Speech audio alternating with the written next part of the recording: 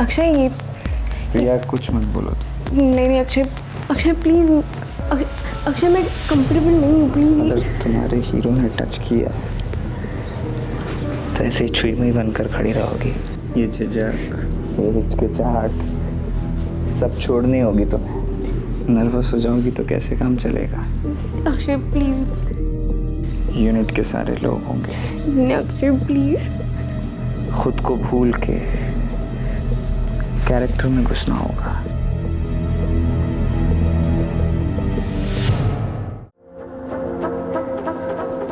क्या आप मानती हैं कि कास्टिंग काउच होता है? ऑफ द रिकॉर्ड बता सकती हूँ। ओके। अगर रोल देने के बदले सेक्सुअल फेवर्स मांगना क्रिमिनल ऑफेंस होता तो बहुत से इंडस्ट्री वाले आज जेल की 4 दीवारियों में सड़ रहे होते। क्या आपने कभी कोई रोल पाने के लिए कोई फेवर किया है? सभी को एक ही रंग में तो नहीं रंगा जा सकता, लेकिन बहुत सी लड़कियां ग्लैमर की दुनिया की चकाचौंध के सामने सही गलत को देखने की समझ खो बैठती हैं, कास्टिंग काउच का शिकार बन जाती हैं। क्या ऐसा करने वाले वो लोग हैं जो ठीक से इंडस्ट्री का हिस्सा भी नहीं हैं और इंडस्ट्री को बदनाम कर रहे हैं, या फिर सच में इंडस्ट्री में ऐसे लोग हैं जो ये सब करते हैं? सच्चाई चाहे जो भी हो, लेकिन बिना आग के धुआं नहीं उठता। बहुत बढ़िया कमाल कर दिया, छा गए तुम लोग। हर कंपनी की और इंतजार की घड़ियां खत्म हो चुकी हैं, क्योंकि बस कुछ ही पलों में शुरू होने वाला है मिस भवानी नगर कंपटीशन। तो गड़गड़ाती हुई तालियों में सबसे पहले बुलाते हैं मिस रोशनी माखीजा को, दिव्या शिंदे, मिस कोमल वांद्रेकर, मिस शीतल सप्रे, अंजलि पेंडरकर और लास्ट मिस प्रिया सिंह।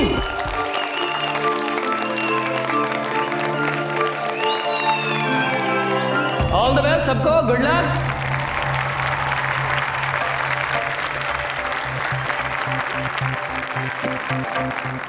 भाइयों और बहनों, मैं जानता हूं आपके दिल की धड़कनें लगातार बढ़ रही हैं। आप चाहते हैं कि जल्दी से जल्दी रिजल्ट का पता चले, तो बस बताने वाला हूं। तो दोस्तों, आज के इस कंपटीशन की मिस भवानी नगर है वही जिन्होंने पिछले साल भी इस क्राउन को जीता था, आपकी, हमारी, हम सब की चहेती प्रिया सिंह।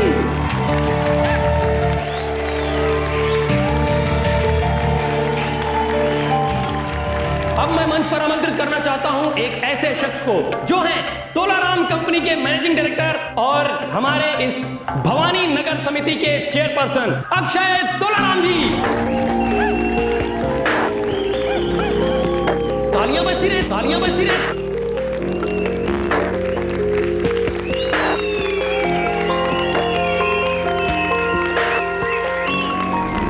कैसा लगा आपको? ओह, पसंद आई मुझे। फ्यूचर है उसका। वो कारपेंटर है ना, महेश सिंह, उसकी बेटी है। अच्छा, मिलवाओ उससे कब? बड़ा भैया।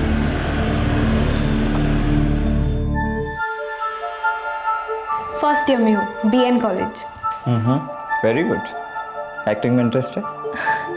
इंटरेस्ट अब बहुत छोटा होगा सर, ये तो मेरा पैशन है। ग्रेट। तो क्या सोचा है, बनना चाहोगी एक्ट्रेस? यही तो मेरा सपना है सर, एक्टिंग करना। बड़ी साफ जबान है तुम्हारी, अच्छा बोलती हो।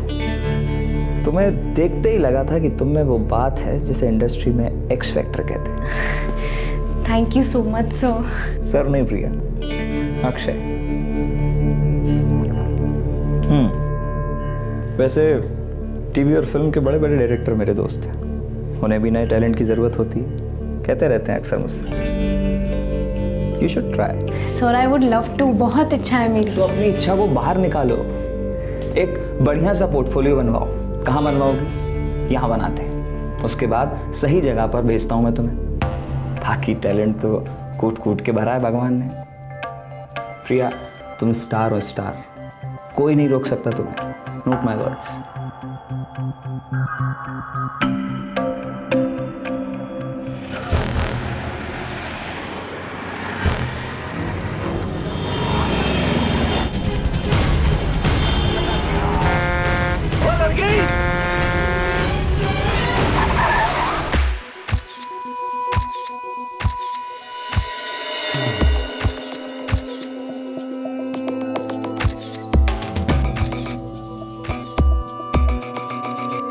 क्या बात है, बहुत खूबसूरत हो प्रिया तुम। Thank you sir. फिर सर कहा तुमने। सॉरी अक्षय, अब ठीक है? सोना हो तुम, सोना। लेकिन पता है सोने में भी एक कमी होती है। पूछो क्या? क्या? खुशबू नहीं होती उसमें। उसके लिए कुछ करना पड़ेगा। तुम्हारी खूबसूरती में 4 चांद तब लगेगा जब वो खुलकर दिखेगी, सोने पे सुहागा। मैं कुछ समझी नहीं। प्रिया, ये ग्लैमर इंडस्ट्री, आजकल की फिल्में देखती होगी तुम। आजकल लड़कियां सिर्फ इसलिए चलती है क्योंकि वो हॉट है, सेक्सी है। सिंपल फंडा है, जो दिखेगा वो बिकेगा। अब देखो, सिर्फ चेहरे की सुंदरता काफी नहीं होती प्रिया, मानती हो ना तुम? जैसे घूंघट उठाने से छिपी हुई ब्यूटी दिखाई देती है, वैसे ही कम कपड़ों से आप हॉट और सेक्सी लगने लगते हैं। जितने कम कपड़े, सक्सेस उतनी बड़ी। जितने छोटे कपड़े, रोल उतना बड़ा। झूठ बोल के मुझे क्या मिलेगा?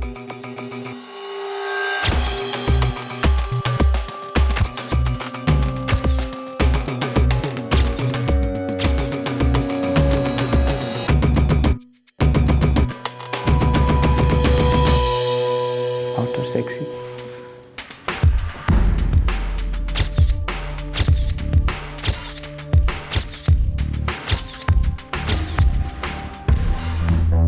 सर, लोगों ने ट्रक वाले को पकड़ लिया है। चेक करो, कुछ आइडेंटिफिकेशन के लिए मिले तो। मैं ट्रक वालों से बात करता हूँ।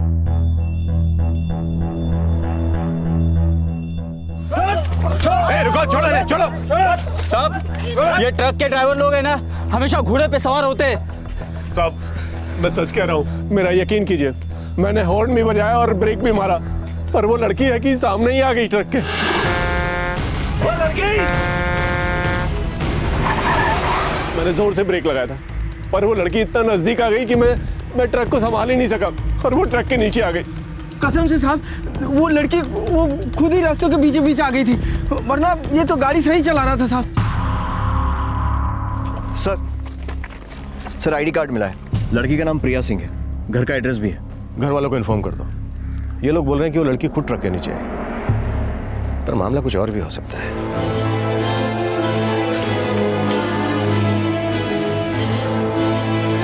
हाँ, वहीं रख दे बगल में।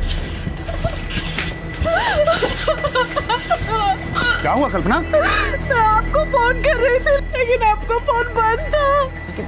हुआ क्या माँ? पुलिस का फोन आया है कि प्रिया। क्या हुआ प्रिया को? पुलिस का फोन आया है कि प्रिया।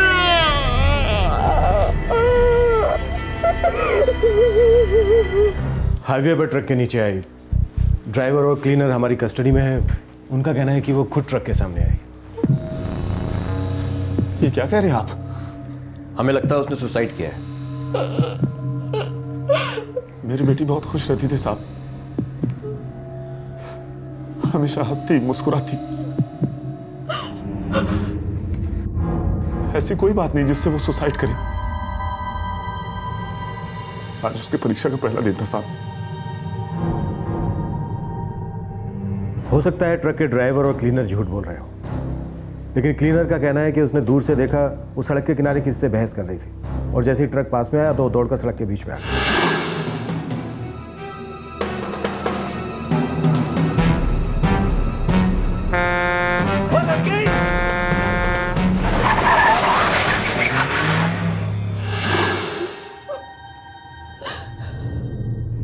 ट्रक के ड्राइवर और क्लीनर भाग सकते थे, लेकिन भागे नहीं।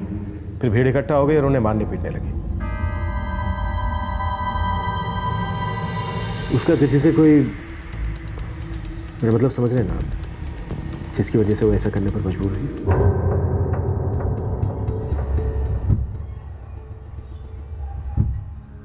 नहीं साहब, वो बहुत पढ़ाकू थी साहब। मैं हमेशा यही चाहता था कि मेरे बच्चे पढ़ लिख कर जिंदगी में आगे बढ़े साहब।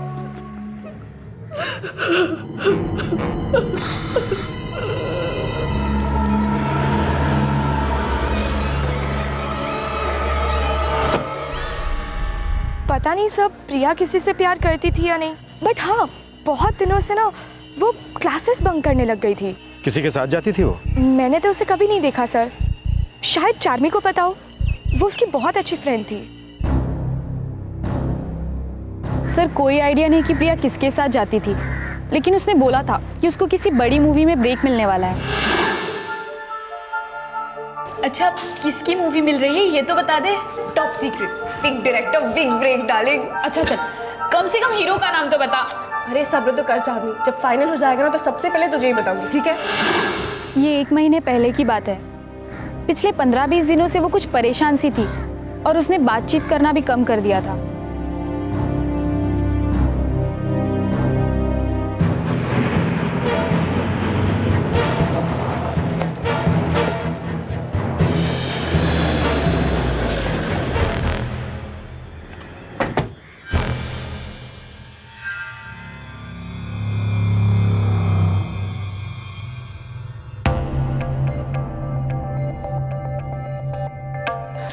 धक्का खा खा के परेशान हो गई हूँ अक्षय भाई, हमारी तो कोई सुनने वाला ही नहीं है। गिरजा बहन आप चिंता मत करिए, हम किस लिए बैठे हैं, आपका काम जल्दी हो जाएगा।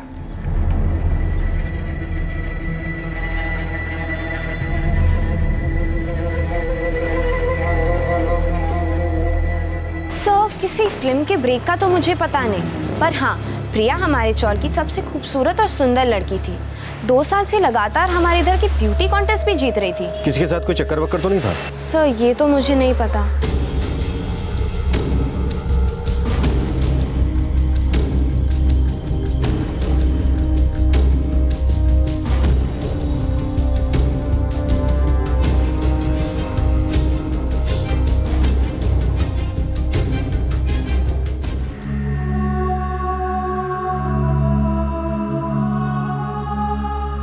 मुझे इस बारे में कुछ नहीं पता।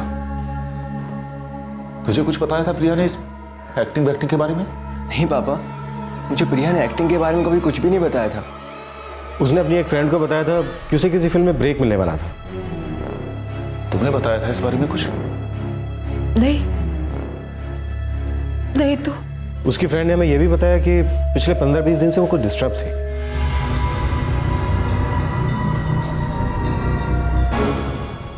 %100% ये एक्सीडेंट केस नहीं है। सर इस लड़की के बारे में जरूर कोई ऐसी बात है जो सबसे छुपी हुई है, जिसका ना उसके कॉलेज वालों को पता है, ना चौल वालों को, और ना ही उसके घर वालों को। पर ऐसी कौन सी बात हो सकती है? फिल्मों में मिलने वाले काम से जुड़ी कोई बात हो सकती है। पूरी बॉडी का पोस्टमार्टम किया है मैंने sir. Are you sure? I am sure वो प्रेग्नेंट नहीं थी।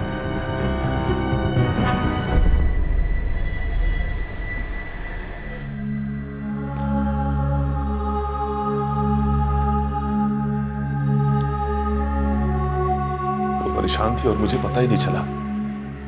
अब मुझे लगता है एक्सीडेंट ही हुआ होगा। प्रिया कभी सुसाइड नहीं कर सकती। लेकिन क्लीनर ने कहा कि वो सड़क के किनारे किसी से बात कर रही थी और अचानक से दौड़ के रास्ते के बीच आ गई।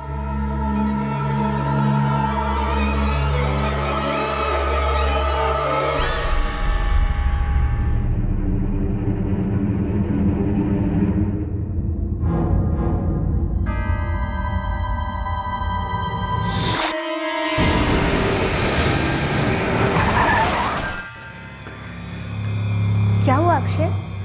हाँ? आप कुछ परेशान लग रहे हैं? नहीं नहीं, कुछ नहीं।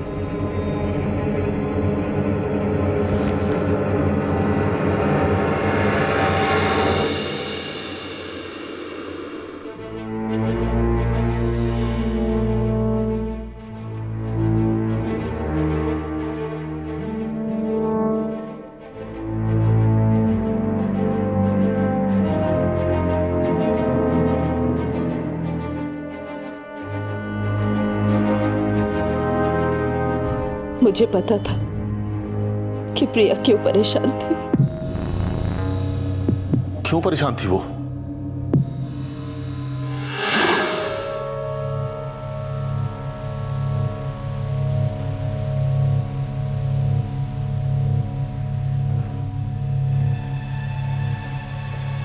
क्या बात है प्रिया? कुछ नहीं माँ।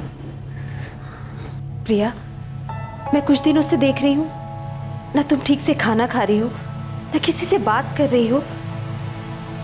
परेशानी क्या है बेटा? सब ठीक तो है ना? हाँ माँ, सब ठीक है। इम्तिहान को लेकर परेशान हो ना? थोड़ा सा। तो परेशान मत हो, सब ठीक ही होगा। बस मन लगाकर पढ़ाई करो।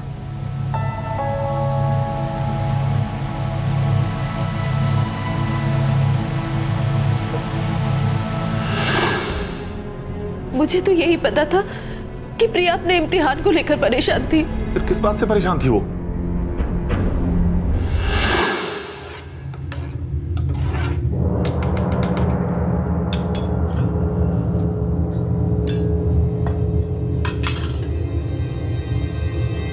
प्रिया, प्रिया, प्रिया, क्या हुआ बेटा? प्रिया,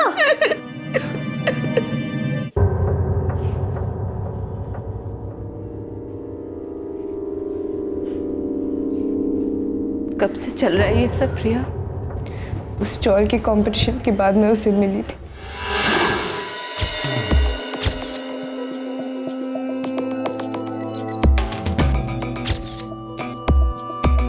प्रिया, तुम्हारा पोर्टफोलियो इंडस्ट्री के टॉप डायरेक्टर को पसंद आया है। सच्ची? हाँ।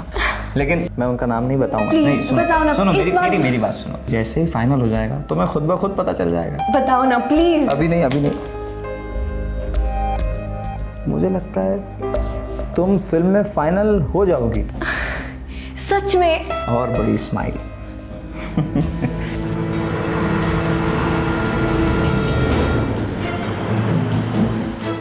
बताओ ना अक्षय, कौन है डायरेक्टर? अच्छा ठीक है, फिल्म के बारे में कुछ तो बताओ प्लीज अक्षय, प्लीज।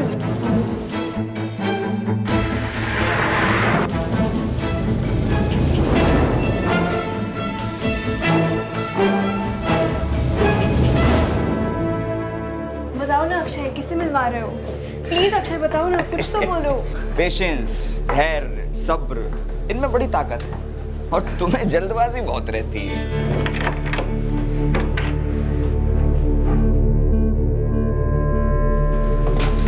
आइए, चलो।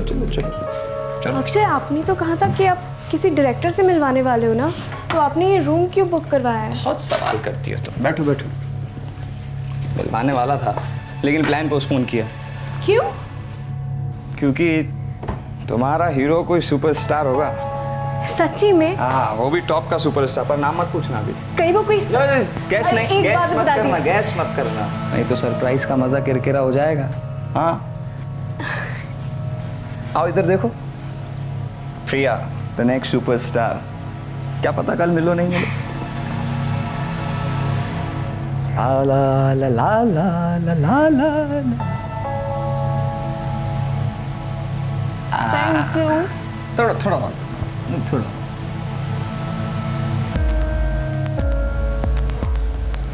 अक्षय, ये प्रिया कुछ मत बोलो। नहीं अक्षय प्लीज। अक्षय, मैं कंफर्टेबल नहीं हूँ, प्लीज। अगर तुम्हारे हीरो ने टच किया तो ऐसे ही छुई मुई बनकर खड़ी रहोगी। ये झिझक, ये हिचकिचाहट सब छोड़नी होगी तुम्हें। नर्वस हो जाओगी तो कैसे काम चलेगा? अक्षय प्लीज। यूनिट के सारे लोग होंगे। अक्षय प्लीज। खुद को भूल के कैरेक्टर में घुसना होगा।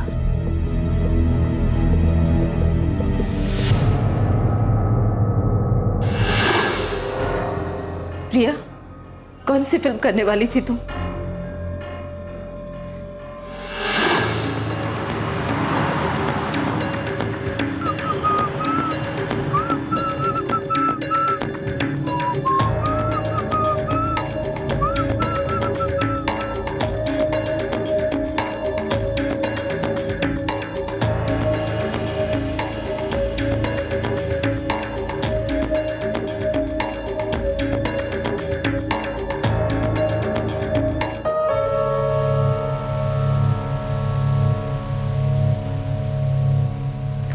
प्रिया, वो डायरेक्टर और हीरो के बीच में अनबन हो गई है।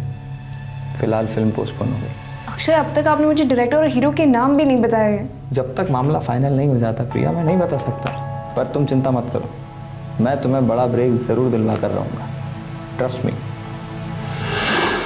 माँ, मैं समझ गई थी कि वो मुझे बेवकूफ़ बना रहा था, खेल रहा था वो मेरे साथ, इसलिए मैंने उसके पास जाना बंद भी किया। लेकिन क्या प्रिया?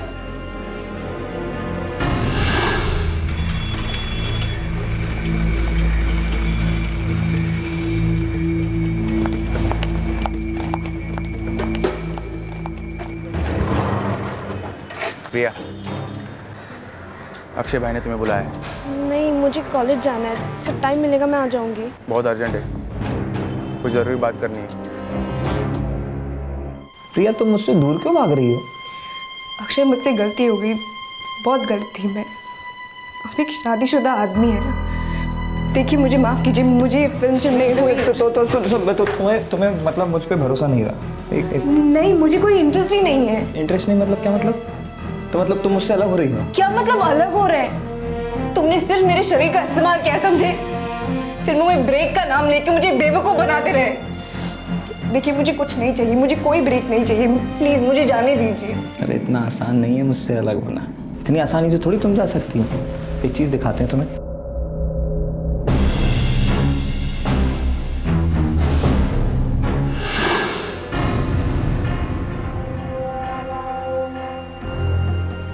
उसने मुझे धमकी दी थी।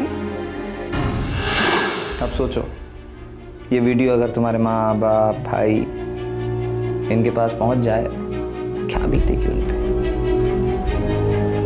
टूट जाएंगे बेचारे, संभाल ही नहीं पाएंगे अपने आप को। प्रिया, आई प्रॉमिस प्रिया, मैं तुम्हें एक बड़ा ब्रेक जरूर दिलवा कर रहूँगा। प्लीज बस, मुझे और कोई ब्रेक नहीं चाहिए। प्रिया लेकिन मुझे तो तुम्हारा साथ चाहिए ना, क्या करें, प्यार हो गया है तुमसे।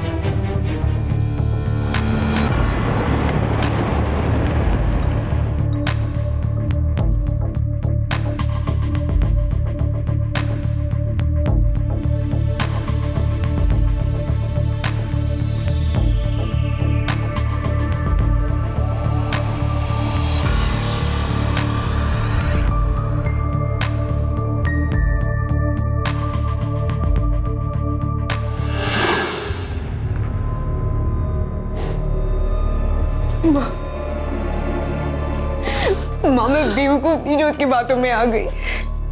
मैं समझ गई थी कि मुझे ये सब नहीं करना चाहिए था, पर मैं क्या करती। वो रोज धर्म और भूपेन को भेजता था, मुझे अलग अलग जगहों पे लेके जाता था, मुझे बहुत गंदा महसूस होता था, घिन आने लगी थी मुझे खुद से। प्रिया, चुप कर, एकदम चुप। मैं तुम्हारे पापा से बात करूंगी। नहीं माँ, उनको मत बताइए प्लीज, वो सहन नहीं कर पाएंगे, टूट जाएंगे वो, उनको मत बताइए। अच्छा ठीक है, जब तुम्हारे इम्तिहान खत्म हो जाएंगे तो हम तुम्हारे पापा से बात करेंगे।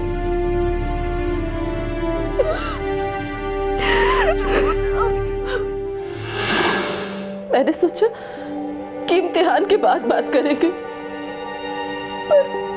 पर अगले ही दिन उसने ऐसा कुछ कर दिया। सब मेरी गलती है।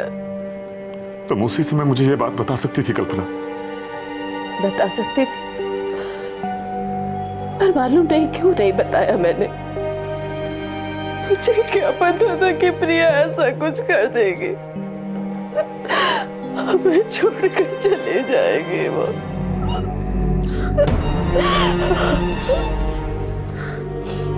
अक्षय तोलाराम कंपनी का एमडी, लोकल समिति का चेयरमैन। जी साहब। चिटफंड किंग नैनसुख तोलाराम का बेटा। जी, वो बहुत बड़े लोग हैं साहब। विशाल सर, तुम उसके फोटो स्टूडियो पर ऐड डालो, वहां के सारे कंप्यूटर जब्त करना। मैं उसके घर जाता हूं। सर।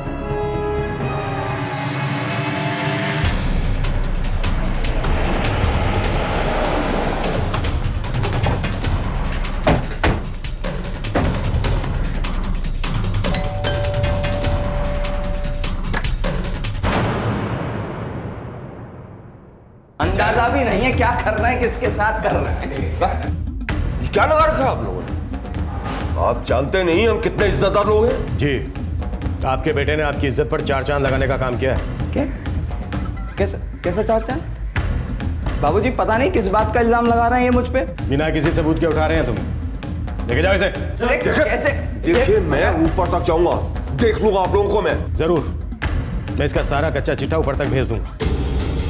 कंप्यूटर, लैपटॉप, मोबाइल, हर चीज जब्त कर लो। Okay sir. मम्मा ये मैं प्ले स्टेशन लेके जा रहा है।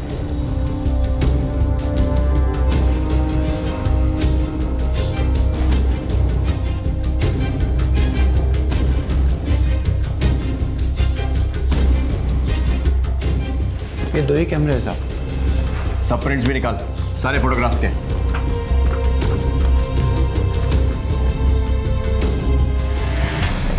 सब बात क्या है सब हुआ क्या है सब चल बात आता देखो। अरे साहब लेकिन हुआ क्या है?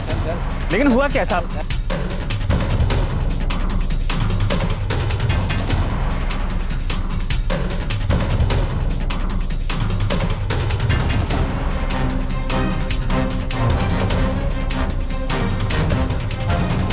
सर सारे कंप्यूटर्स मोबाइल्स वगैरह चेक किए हैं। कम कपड़ों में काफ़ी सारी लड़कियों की तस्वीरें मिली हैं, पर अश्लील वीडियो, एमएमएस ऐसा कुछ नहीं है। Phone records? सर जिस दिन प्रिया ने सुसाइड किया था उसका लास्ट कॉल अक्षय को ही था। दोनों की लोकेशन भी वहीं दिखा रहा है जहां प्रिया ट्रक के नीचे आई। धर्म और भूपेन को ले आओ।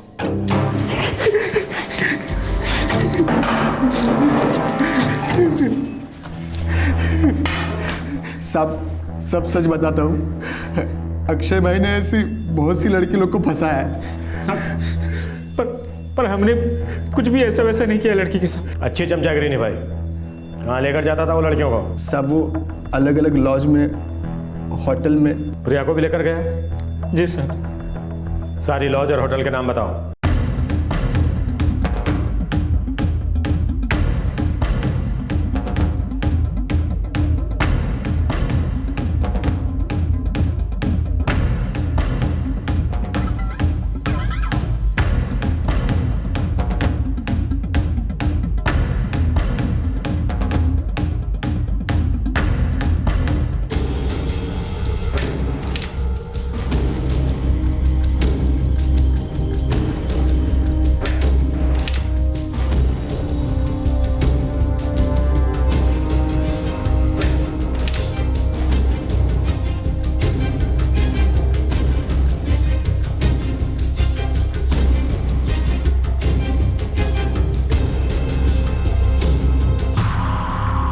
इसने बहुत लड़कियों का नाजायज फायदा उठाया। सर कुछ लड़कियां तो चौल की भी थी।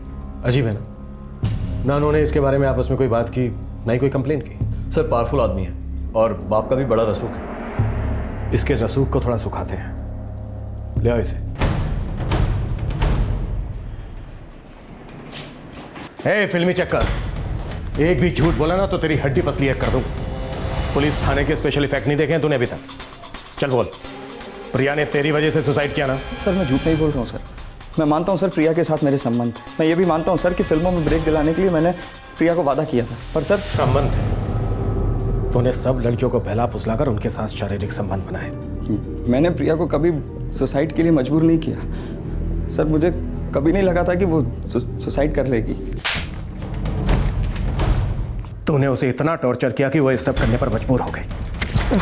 सर मुझे पता नहीं था वो ऐसा कुछ करेगी।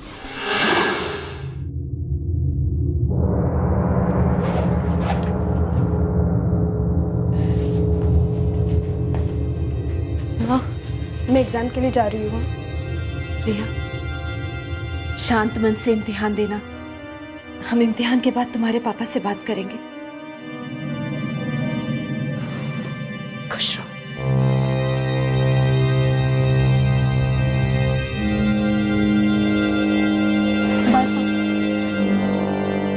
आज तो परीक्षा है ना बेटा, अच्छे से लिखना।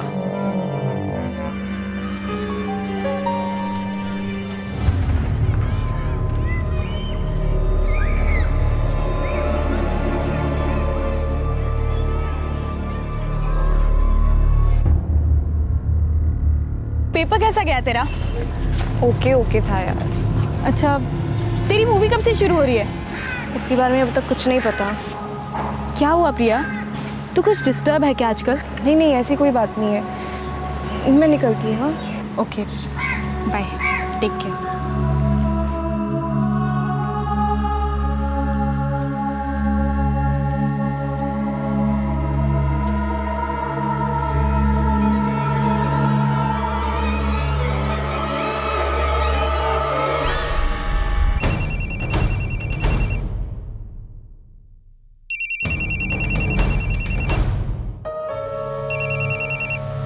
अरे प्रिया, आज आपने फोन किया? सूरज कहाँ से निकला है आज?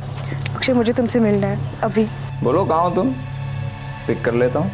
हाईवे। ओह ग्रेट, सब फिक्स कर रखा है। तुमने बुलाया और हम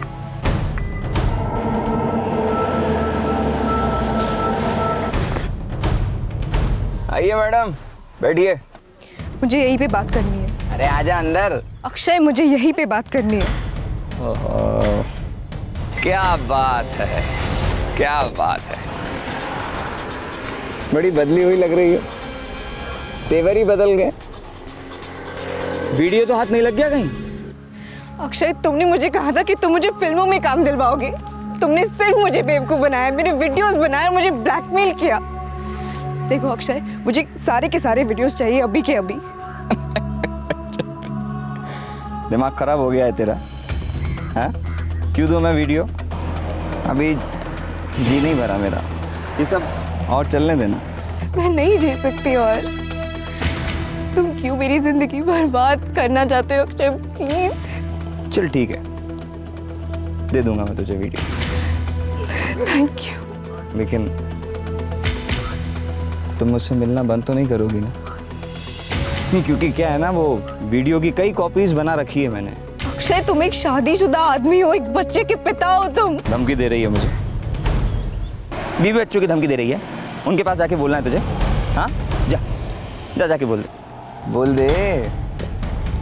कौन मानेगा तेरी बात? मैं तो कह दूंगा 2 कौड़ी की लड़की पैसों के लिए मुझे ब्लैकमेल कर रही है, और फिर उसके बाद तुम्हारे वीडियो तुम्हारे घर पर पहुंच जाएंगे, तब तुम क्या करोगी? प्रिया, जब जब मेरा मन करेगा तब तब तुझे आना पड़ेगा, और तू आएगी। अब भूल जा, इस जिंदगी में तू अपने मन से कुछ नहीं कर पाएगी। नहीं अक्षय, गलत सोच रहे हो तुम। अब से मेरी मन की ही होगी। ये हमारी आखिरी मुलाकात है अक्षय। आज के बाद जिंदगी में तुम्हारी शक्ल नहीं देखूंगी मैं।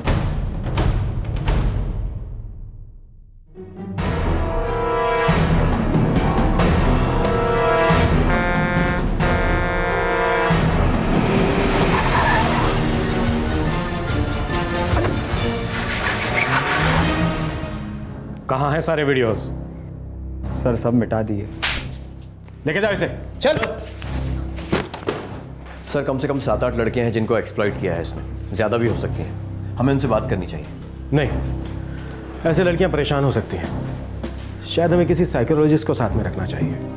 यंग लड़कियां हैं, उनके दिमाग पर कोई बुरा असर नहीं पड़ना चाहिए। मैं डीसीपी साहब से बात करता हूँ, देखता हूँ वो क्या कहते हैं।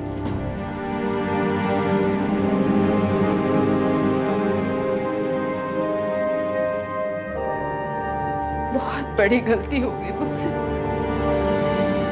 मुझे आपको तुरंत बता देना चाहिए था।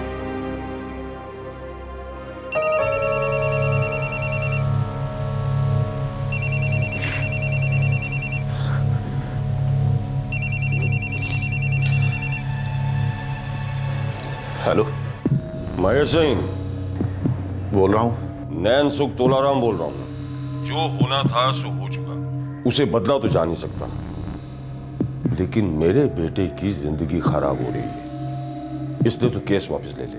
मेरी बेटी तो चली गई ना, ये नहीं हो सकता। जितने पैसे चाहिए ले ले।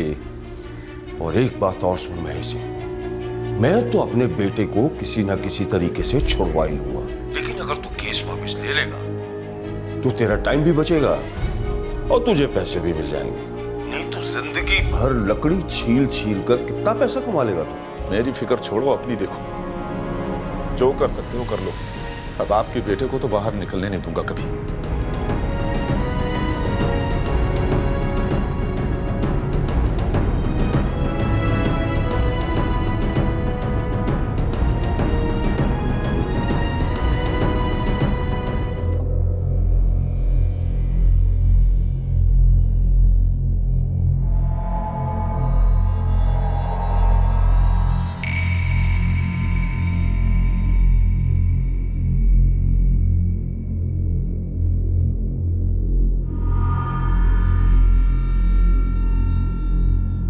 विशाल, कहाँ जा रहा है बेटा? कुछ जवाब तो दे, कहाँ जा रहा है? रात को 2 बजे तो घर आया है तू, 12 बजे तक सोया था, ना नाश्ता किया है ना कुछ, ऐसे ही बाहर जा रहा है। ये तो बता कहाँ जा रहा है? कुछ काम है। क्या काम है? दुकान पे तो कुछ काम करता है नहीं तू, सिर्फ सोने के लिए घर आता है। अरे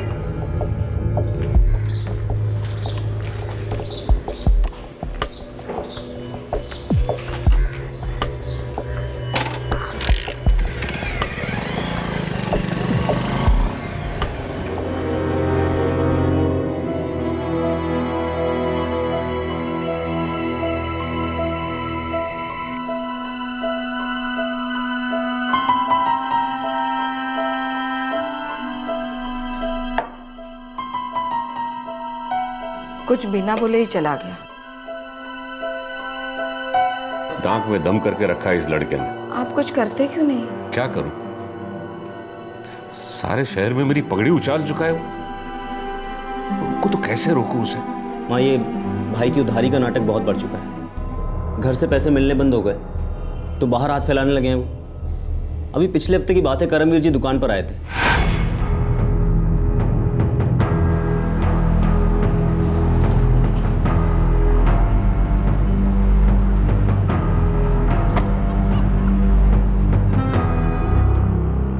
जी बोली करमवीर जी। बेटा, बात कुछ ऐसी है कि तुम्हारे बाबूजी से ही की जाए तो ठीक होगा। सबके सामने ऐसी बात करना ठीक नहीं। जी। अमरनाथ जी, आप ठहरे शहर के नामचीन जौहरी। अब आपका बेटा रुपए मांगने आया था, मना कैसे करता? बिना सोचे 5 लाख रुपए उठा के दे दिए। क्षमा कीजिएगा करमवीर जी, लेकिन इस बेटे ने मुझे कहीं मुंह दिखाने के लायक नहीं रखा। लेकिन आप चिंता मत कीजिए, आपके रुपए आपको अभी मिल जाएंगे।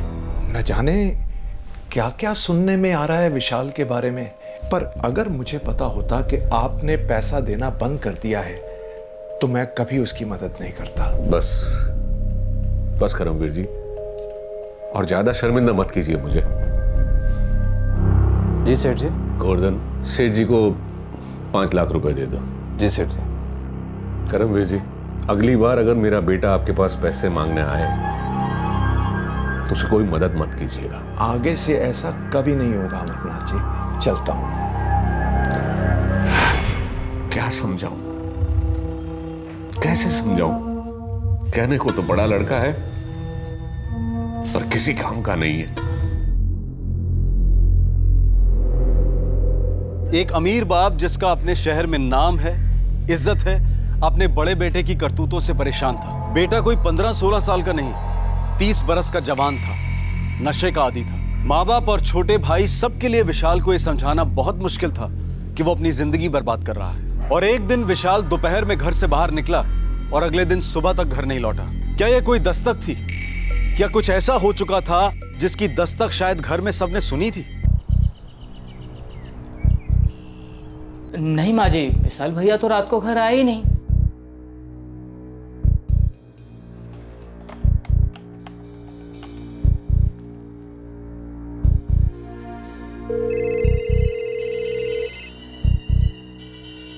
रिंग तो ऊपर ही बज रही है, जा जरा देख कर तो आ। जी माँ जी।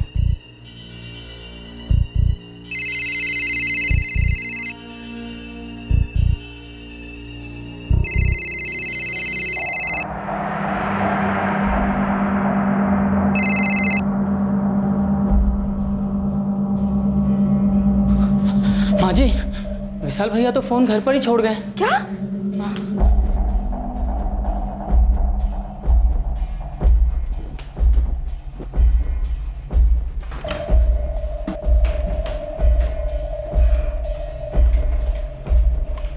फोन तो यही है, मगर विशाल है कहाँ ये लड़का? पड़ा होगा कहीं नशे में। आज तक ऐसा नहीं हुआ कि विशाल घर नहीं आया है। कितनी भी देर हो जाए वो घर जरूर आता है। कोई नया नशा मिल गया होगा जिससे घर का रास्ता ही भूल गया। आपको हो ना हो मुझे चिंता हो रही है उसकी। माँ, आ जाएंगे भैया, किसी सुधार ले लिया हुआ, पैसे खत्म होंगे तो अपने आप चले आएंगे। फोन भी तो लेकर नहीं गया है। ठीक है, ज्यादा चिंता मत करो, मैं गोवर्धन को भेजता हूँ, वो सारे ठिकाने जानता है उसके। पड़े होंगे वो नारायण चौक के पीछे वाली चाली में, आजकल वही ठिकाना है उनका नया।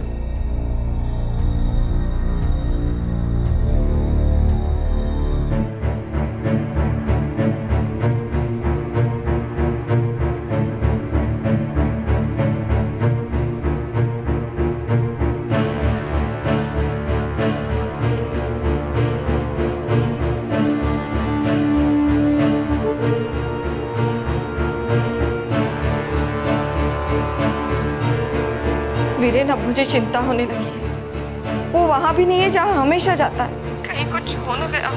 और क्या बुरा होना है माँ, जितना बुरा होना तो हो चुका है। कैसी बातें कर रहे हो वीरेन, बड़ा भाई है वो तुम्हारा। तेरी माँ की चिंता वाजिब है, वो कितना भी नालायक क्यों ना हो, लेकिन कम से कम रात को तो घर वापस आ जाता था। ठीक है, माँ की तसल्ली के लिए पुलिस स्टेशन में रिपोर्ट लिखवा देते हैं।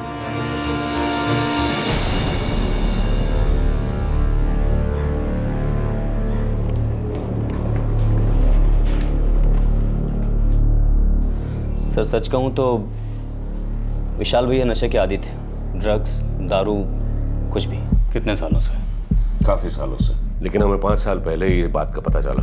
वो जहाँ जहाँ जाता है वो सारे ठिकाने देख लिए आपने? जहाँ जहाँ विशाल जी को ढूंढना पड़ता था वहाँ सब जगह गया, वहाँ पूछताछ भी की, पता चला वो नारायण चौक आई नहीं, और उनके 2 साथी चरण और बाबू वो भी नहीं मिले। चरण और बाबू ये दोनों भी नशेड़ी हैं? जी साहब, विशाल जी हमेशा उन्हीं के साथ रहते थे। कल दोपहर 1 बजे घर से गए? जी। और अपनी माँ को कुछ बता के नहीं गया कि कहाँ जा रहा है? नहीं।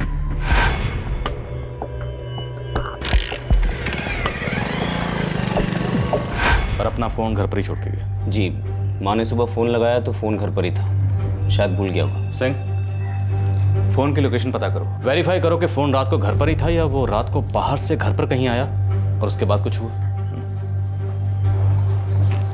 सर एक बात है जो मैंने अब तक किसी को बताई नहीं। क्या? विशाल जी कल दोपहर 1:30 बजे दुकान पर आए थे। विशाल दुकान पर आया था?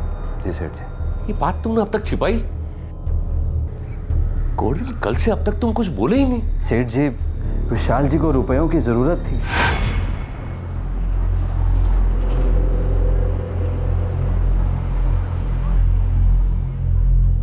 गोवर्धन जी, पिताजी ने सारे रास्ते बंद कर दिए, कहीं कोई उधार देता ही नहीं। विशाल जी, सेठ जी तो आपके भले के लिए कर रहे हैं, वो चाहते हैं आप सही रास्ते पर आ जाओ। अगर आपने मेरी मदद नहीं की तो मैं खुदकुशी कर लूंगा और जिम्मेदार आप होंगे। विशाल जी, मैं नौकर आदमी हूँ, मुझे क्यों फंसा रहे हैं? आप समझने की कोशिश करिए विशाल जी, अपनी जिंदगी बर्बाद कर आपको क्या मिलेगा? सेठ जी का, परिवार का, सबका नाम खराब हो रहा है विशाल जी। देखो गोवर्धन, सिर्फ 2 लाख की तो बात है और आपके लिए क्या मुश्किल है?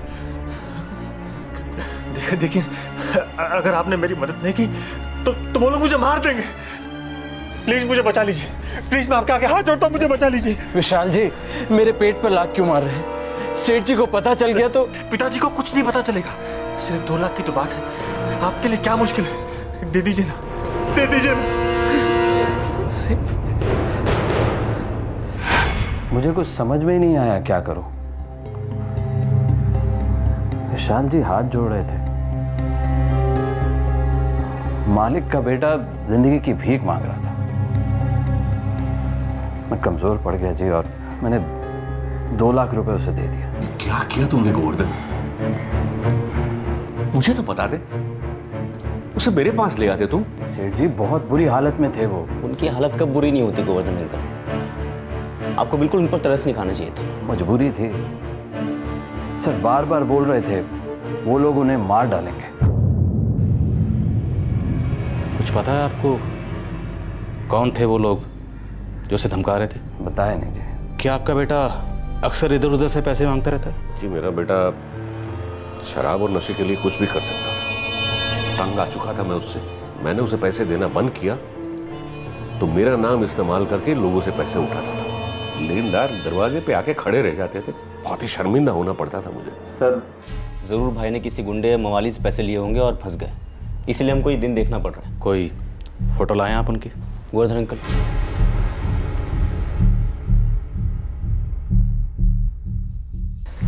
आप एक काम करें, शाम तक इंतज़ार कीजिए, हो सकता है वापस आ जाए। तब तक हम ये तस्वीर सारे पुलिस स्टेशन में भेज देते हैं।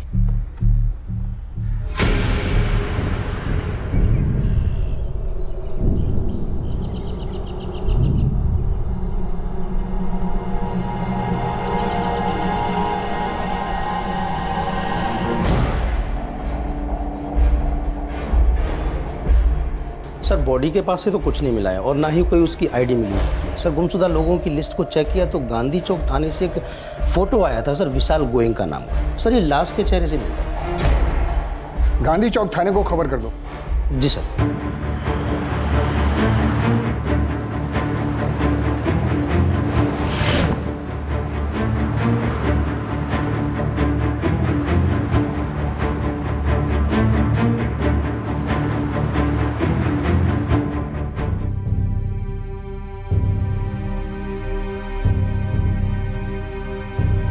विशाल! विशाल! विशाल! देख मैं आई हूँ, मेरा बच्चा, आंखें खोल विशाल। विशाल देख मैं आई है, आंखें खोल।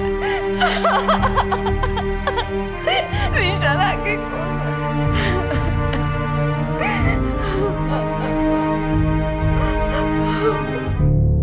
हाईवे के पास लाश मिली। आइडेंटिफिकेशन तो कुछ था नहीं, पर आपके थाने से 1 घंटा पहले जो फोटो आई थी हमारे पास, उससे पता चला कि लाश विशाल गोयंका की है। ये गोली देसी कट्टे से चली हुई है। हाँ, सिर्फ एक गोली मिली है बॉडी में। पॉइंट ब्लैक रेंज से फायर किया है, हार्ट की आर्टरी फट गई। ब्लड में ड्रग्स की मात्रा बहुत ज्यादा है। मर्डर स्पॉट पे भी ड्रग्स मिला डॉक्टर। मौत 24 घंटे पहले हुई है, यानी कल दोपहर 3 से 5 के बीच में। मतलब 20 दिसंबर को। हमारे पास दर्ज रिपोर्ट के मुताबिक विशाल दोपहर को 1 बजे घर से निकला और आधे घंटे बाद यानी 1:30 बजे उसने दुकान से 2 लाख रुपए उठाए। देखो गोवर्धन, सिर्फ 2 लाख की तो बात है और आपके लिए क्या मुश्किल है। और मौत हुई दोपहर 3 से 5 के बीच में। विशाल पैसे लेने के बाद गांधी चौक से दामोदर नगर गया, जिसके बीच की दूरी 25 किलोमीटर है। लेकिन बॉडी के पास से कोई कैश नहीं मिला है। एक्चुअली विशाल को किसी के पैसे लौटाने थे और उसे पैसे लौटाने के लिए धमकियां मिल रही थी। 2 लाख रुपए कैश थे विशाल गोयंका के पास। और खून भी एक देसी कट्टे से हुआ है सर। पैसे के लिए हुआ होगा। देसी कट्टे का इस्तेमाल हुआ है, मतलब पेशेवर मुजरिम का हाथ है। सर ये भी तो हो सकता है किसी दोस्त का हाथ हो, जैसे वो चरण और बाबू। या तो उन्होंने विशाल को मारा या फिर उन्हें पता है क्या और क्यों हुआ है। उठा लो दोनों को और ड्रग रिंग से जुड़े हर उस आदमी को उठा लो जिस पर जरा सा भी शक है।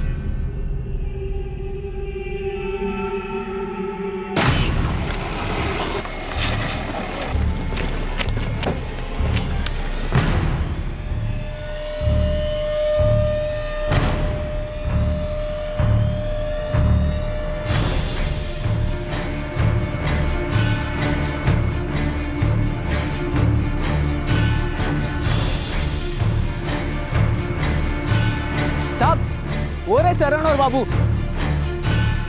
बड़े गांजा मार के हमेशा इधर ही पड़े रहते हैं। चलो पकड़ो ने, चलो उड़ा इन लोगों को।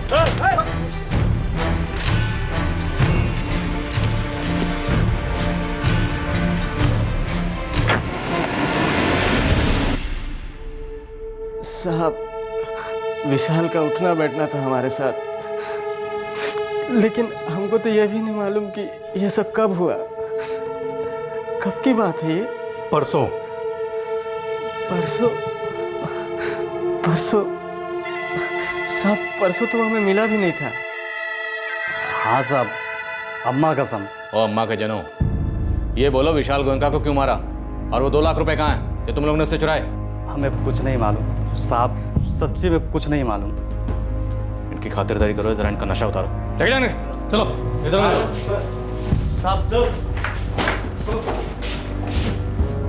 बंसी विभूषित करा नवनीरदाभत पीताम्बरधरुणिबिम्ब फलाधरोष्ठात् पूर्णेन्दु सुंदर मुखा रविन्द्रनेत्रात् कृष्णात् परं किमपि तत्तमहं न जाने।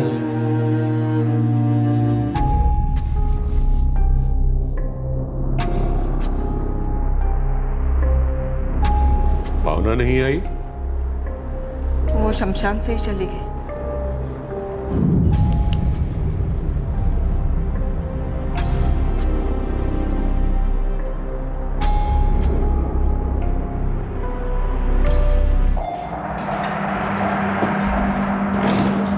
सर, बाबू और चरण का इसमें कोई हाथ नहीं है। दोनों को दिन रात नशे के अलावा कुछ नहीं मालूम। विशाल गोयनका को पैसे लौटाने के लिए धमकियां मिल रही थी। उसके बाप ने उसकी उधारी के सारे रास्ते बंद कर दिए थे और घर से भी पैसे देने बंद कर दिए थे। इसका मतलब यह है कि विशाल गोयनका ने किसी क्रिमिनल से पैसे उधार लिए होंगे। सर, मैंने खबरियों को पीछे लगाया। 2 लाख रुपए। सिंह, एक बात तो साफ है, जिसको रुपए लौटाने थे वो तो उसे नहीं मरवाएगा। सर, हो सकता है वो पैसे लौटाने गया ही ना हो, सीधा किसी ड्रग्स के अड्डे पे पहुंच गया और वहां पे उन लोगों ने माल देखा तो उसे उड़ा दिया। लेकिन सर, कोई भी ड्रग डीलर ऐसे सोने के अंडे देने वाली मुर्गी को काटेगा क्यों? मामला सीधा नहीं है सिंह, टेढ़ा है। फोन घर पर छोड़कर दुकान से 2 लाख रुपए लेकर गया और मारा गया। लाश के पास ट्रक, बॉडी में ड्रग के ट्रेसेस और देसी कट्टे की गोली।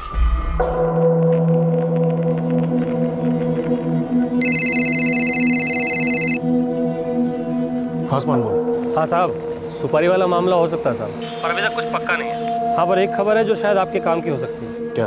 ये विशाल गोयनका है ना, उसकी बीवी उसे छोड़ के जा चुकी है। कुछ तो गड़बड़ है इन दोनों के बीच।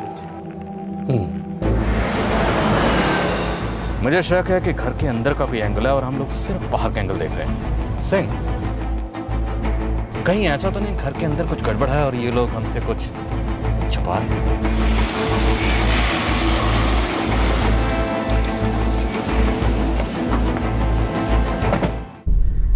हमारी बहू भावना मेरे बेटे विशाल की नशे की आदत से बहुत तंग आ चुकी थी। ये हमारा पर्सनल मैटर है और हमें नहीं लगता कि विशाल भैया की मौत में भावना का कोई हाथ होगा। मौत नहीं, murder. Mister Viren Goenka murder. मानता हूं आपका भाई भटक गया था, पर उसके भटकाव का उसके कत्ल से बहुत गहरा ताल्लुक है। इंस्पेक्टर साहब, मेरा भाई दुकान से 2 लाख रुपए लेकर गया था। न जाने कहाँ कहाँ उधारी करता फिरता था, कैसे कैसे लोगों के साथ उसका उठना बैठना था। उसके नशेड़ी दोस्त उसके पैसे का फायदा उठा रहे थे, समझ सकता हूँ। 2 लाख रुपए बहुत होते हैं, मानता हूँ, पर उससे कहीं ज्यादा फायदा किसी और को हो सकता है।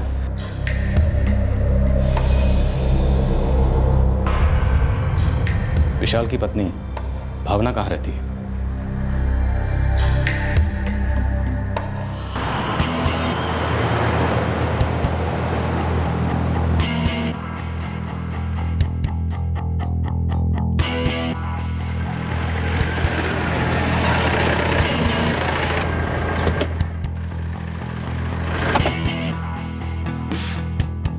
मनमुटाव था। दामाद को शराब और चरस की आदत है, इस बात का तो पता ही नहीं था। बेटी को पता चला शादी के बाद, जब उसके बर्दाश्त की हद हो गई तो उसे छोड़कर वापस आ गई। आपकी बेटी से बात कर सकता हूँ?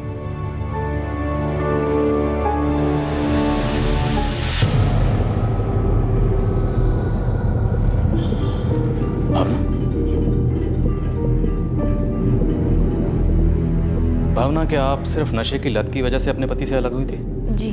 5 साल पहले शादी हुई और 2 साल बाद आप अलग हो गई। उन 2 सालों में आपने कभी विशाल से बात करने की कोशिश की, उन्हें समझाने की कोशिश की? एक बार नहीं, बहुत बार की, पर कोई फायदा ही नहीं हुआ।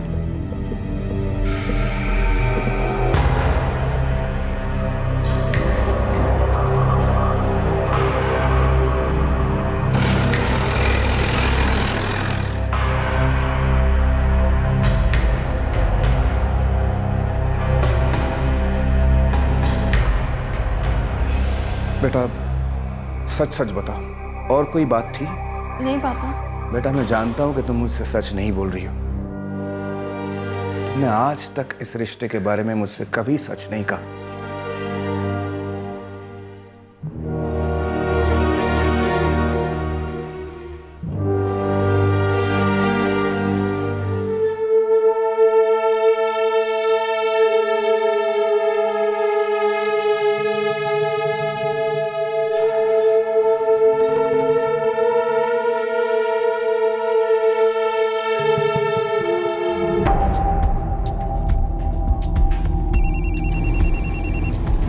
बोल। हाँ साहब, एक पक्की खबर हाथ लगी। ये विशाल बाबू के मर्डर की बराबर सुपारी निकाली गई थी। आगे बोल। बहुत डीप में खोदा साहब, तो पता चला हिस्ट्री सीटर है, संजय नाम है। अपने यही केवड़िया थाने में ही रिपोर्ट है बंदे की। अभी तो अंडरग्राउंड है साहब, पर उसी बंदे को सुपारी मिली थी, पर उस बंदे ने मना कर दिया साहब। मना कर दिया? क्यों साहब? अभी ये तो नहीं मालूम। विशाल गोयनका की पत्नी भावना के सेल रिकॉर्ड्स निकालो, हो सकता है उससे कुछ पता चले। और हाँ साहब, एक और अंदर की खबर है, उसकी बीवी ने उसे सिर्फ चरस और गांजे की वजह से नहीं छोड़ा था, कुछ और भी लफड़ा था। कैसा लफड़ा? साहब अभी लफड़ा क्या था ये तो नहीं मालूम, पर हाँ कुछ लफड़ा था जरूर। सर विशाल की बीवी भावना के फ़ोन रिकॉर्ड चेक किए, उसमें कुछ नहीं मिला। इसका मतलब कोई और लफड़ा है, लेकिन लफड़ा क्या हो सकता है? कोई दूसरी औरत या आदमी?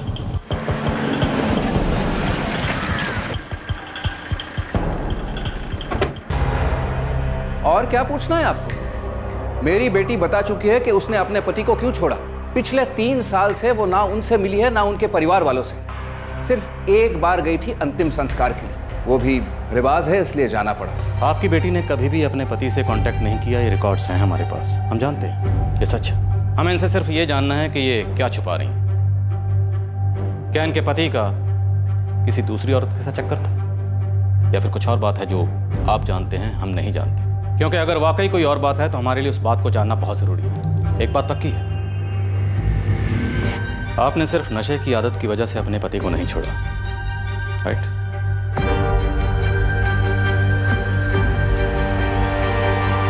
मैं आपसे अकेले में कुछ बात करना चाहती हूँ।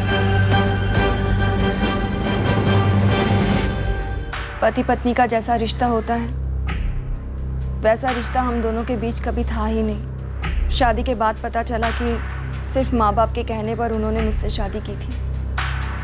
कोई दूसरी औरत थी उसकी जिंदगी?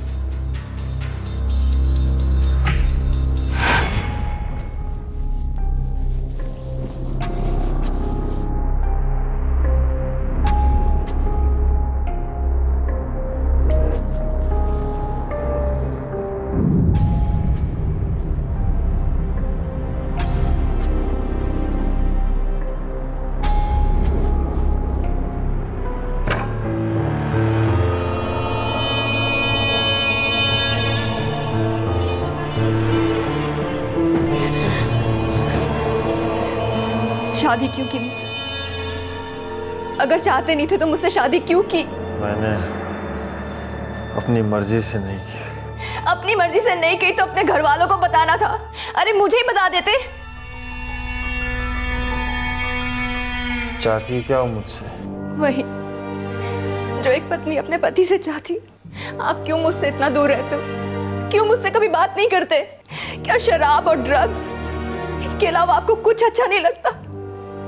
और अगर ऐसा ही था तो मुझसे शादी क्यों की? क्यों मेरी जिंदगी बर्बाद की? मैं तुम्हारी जिंदगी बर्बाद नहीं करना चाहता हूँ, सच कह रहा हूँ। मुझे इन सब में बिल्कुल इंटरेस्ट नहीं है। इंटरेस्ट नहीं है? क्यों? क्या रीजन है?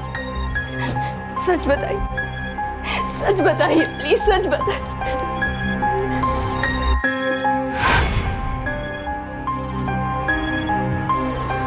क्यों इंटरेस्ट नहीं था विशाल को आप में? उन्हें औरतों में दिलचस्पी नहीं थी। ये बात मैं किसी से कहना नहीं चाहती थी, अपने घर वालों से तो बिल्कुल भी नहीं। वो ड्रग एडिक्ट थे, यही वजह काफी थी उनसे अलग होने की, और मैं अलग हो गई।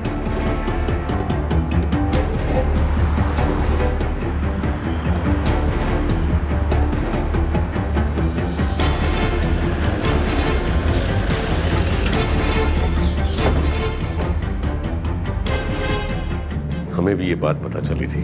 हमारा दिल तो ये बात मानने के लिए राजी ही नहीं था। अमरनाथ जी, आपके बेटे का खून हुआ है।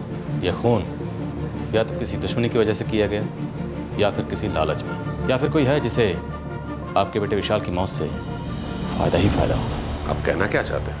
आपका पूरा परिवार विशाल से नाखुश था। हमारा बच्चा था, औलाद थी हमारी। आपके उस बच्चे की आपके फैमिली बिजनेस में कोई दिलचस्पी नहीं थी। फैमिली बिजनेस के इनफैक्ट उसको तो फैमिली मेंबर्स में कोई दिलचस्पी नहीं थी। और कोई तो है जिसे उसे इस दुनिया में रखने में दिलचस्पी नहीं थी। यार वो जिस तरह था, जैसे भी जीता था, हमारा बेटा था। अगर आप ये सोच रहे हैं कि इसमें परिवार में से किसी का हाथ था, तो आप गलत सोच रहे हैं।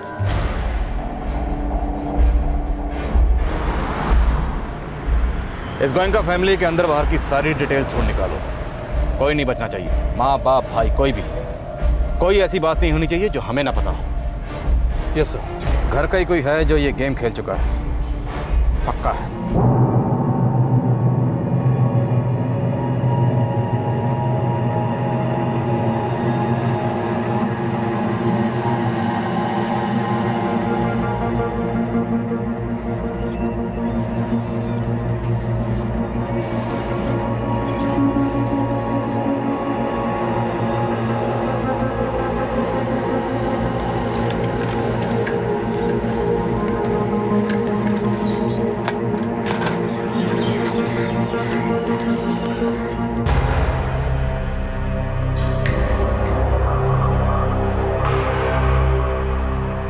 बेटा, कुछ पता है तुम्हें? ऐसा कुछ भी विशाल की मौत के बारे में पता है तुम्हें कि विशाल को किसने मारा? नहीं पापा।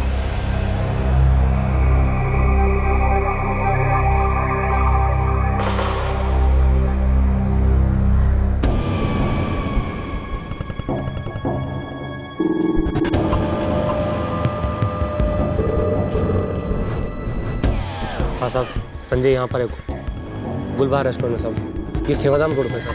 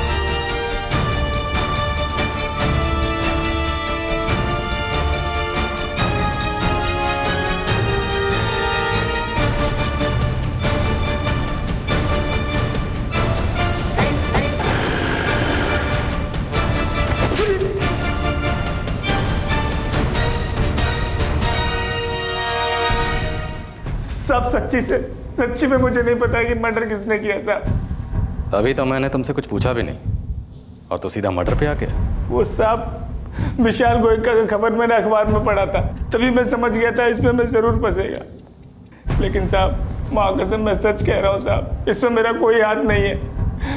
मुझे फोन पे सुपारी मिली थी, लेकिन वो ऑफर मैंने मना कर दिया साहब। क्यों? तू तिरुपति हो गया है? कसम खाई है कि आज के बाद मर्डर शर्डर नहीं करेगा, या तेरी अंतरात्मा जाग गई? नहीं साहब, उस दिन मैं जेल से बाहर निकला, ऊपर से गोयनका परिवार के बेटे की सुपारी। बड़े लोग हैं, सोचा हाथ डालूंगा तो बचूंगा नहीं। चलो मान लिया कि तुमने सुपारी ली नहीं, पर सुपारी दी किसने ये तो बता। 50,000 का ऑफर था उसको खत्म करने के लिए। सुपारी किसने दी?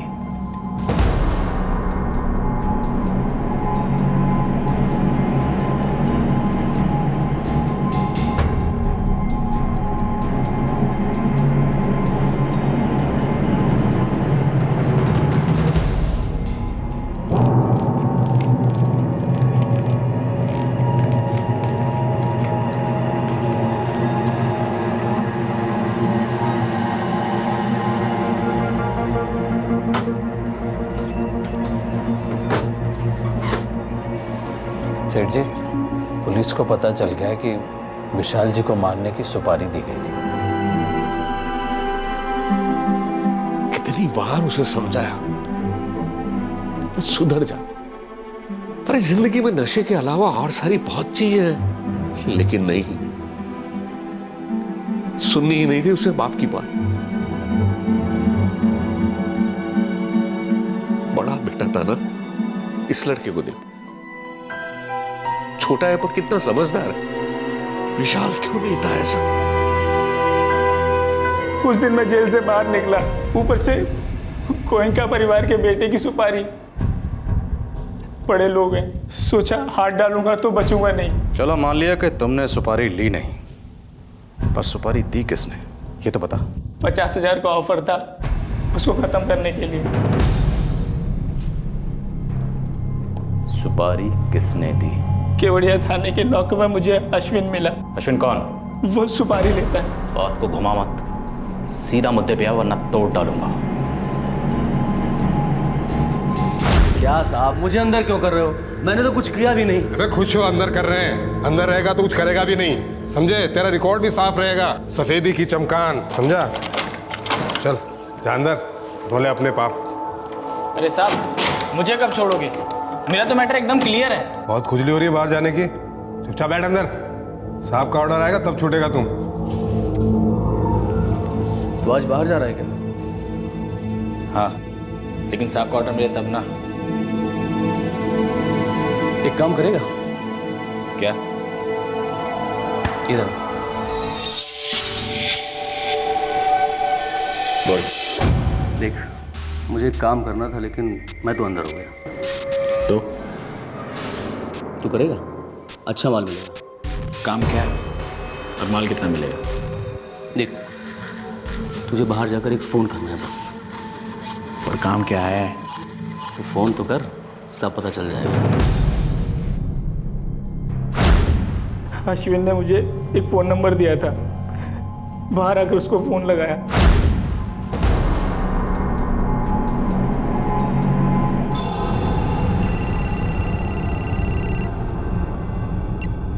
हेलो, संजय बोल रहा हूँ। कौन संजय? वो अश्विन है ना, वो बोला तुमको फ़ोन करने को। वो किधर है? वो अंदर गया और मैं बाहर आने वाला था, इसलिए उसने मेरे को बोला तुमको बोलने के लिए कि वो काम नहीं कर पाएगा। अब वो काम मैं करूँगा। तू करेगा? काम क्या है? और तुम कौन हो? मैं कौन हूँ इससे तुझे क्या? काम सुन, एक आदमी को टपकाना है। किसको? विशाल गोयन का नाम है। आज दोपहर इधर दामोदर नगर में आने वाला है। गोयन का बोले तो जौहरी वाला कनेक्शन है क्या? तुझे उससे क्या लेना देना?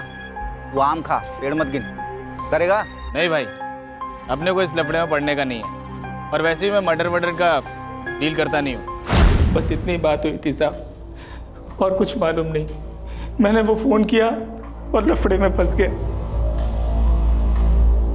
3 हिस्ट्री शीटर्स इस केस से जुड़े हैं। विशाल दामोदर नगर खुद नहीं गया, कोई उसे लेकर गया।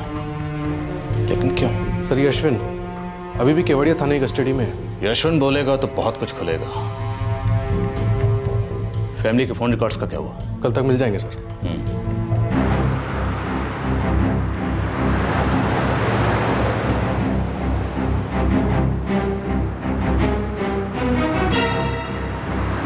चल। कौन? मैं? हाँ, तू ही, और कौन? क्या साहब, छोड़ रहे हो क्या? नहीं, धुलाई करनी है तेरी। अबे चल। संजय को किसका नंबर दिया था? किससे बात करने के लिए बोला था? कपिल नारायण साहब। कौन कपिल नारायण? साहब वो छोटा मोटा सुपारी लेता है साहब। कोई फालतू स्टोरी मत बनाना वरना तेरे दांत तोड़ दूंगा। बोल, ये कपिल नारायण कौन है और इसने विशाल गोयनका की सुपारी क्यों दी थी? साहब मैं सच बोल रहा हूँ, मुझे इतना ही पता है। वो कपिल नारायण ने कहा था कि विशाल गोयनका दामोदर नगर आएगा और उसको वहीं उड़ाना है साहब। 25? दिमाग खराब हो गया क्या? मुझे 50 मिलेगा। पागल समझ रखा क्या मुझे? है? देख, विशाल गोयनका इस शहर के सबसे बड़े जौहरी का बेटा है और 1 लाख से कम तो तू लेगा नहीं, इसलिए 50 से कम में काम नहीं करूँगा। ठीक है, 50 मिलेगा और काम 20 दिसंबर को होना चाहिए। कहाँ? यहाँ दामोदर नगर में। कोई विशाल को इधर लाएगा ठीक है? काम होने से पहले 25 सुबह मैं तुझे देगा, बाकी काम होने के बाद 25। और कट्टा? कट्टा कौन देगा? देखो कट्टे का इंतजाम तुम्हें करना पड़ेगा, मैं झमेले में पड़ने वाला नहीं हूँ। ठीक है। बस साहब, इतनी ही बात हुई थी साहब। मुझे नहीं पता कि विशाल गोयनका को उधर कौन लाने वाला था साहब। मेरी तो हाजिरी थी, कोई चोरी वोरी हुई थी, उस चक्कर में मुझे अंदर कर दिया। मैं तब से अंदर ही हूँ साहब। सर कपिल नारायण दामोदर नगर का हिस्ट्री शीटर है, उसका फोन भी स्विच ऑफ दिखा रहा है। खबरें लगाओ उसके पीछे, पता करो कट्टा कहाँ से मिला, ड्रग कहाँ से मिली। दामोदर नगर पुलिस का विशाल गोयनका के पास से ड्रग मिली थी, किसने तो सप्लाई की होगी। Yes sir. सिंह, विशाल गोयनका एक रेगुलर ड्रगी था, तो फिर वो दामोदर नगर क्यों गया? हो सकता है उसे कोई जान पहचान वाला वहां पर लेकर गया और जान बूझ कर लेकर गया।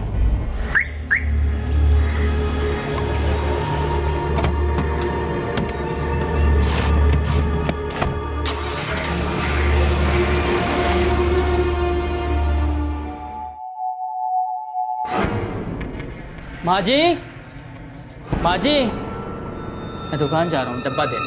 ठीक है।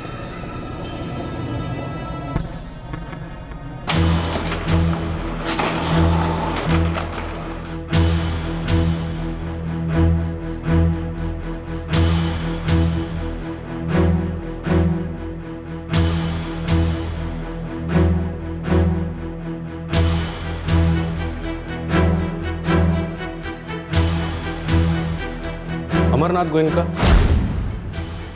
सुमित्रा गोयनका और वीरेन गोयनका, तीनों के फोन रिकॉर्ड से ऐसा कुछ नहीं मिला जिस पे जरा सा भी शक हो। कोई ऐसी बात, कोई ऐसा कॉल नहीं है जिस पे उंगली उठ सके। विशाल गोयनका की पत्नी भावना, उसके फोन रिकॉर्ड से भी कुछ नहीं मिला।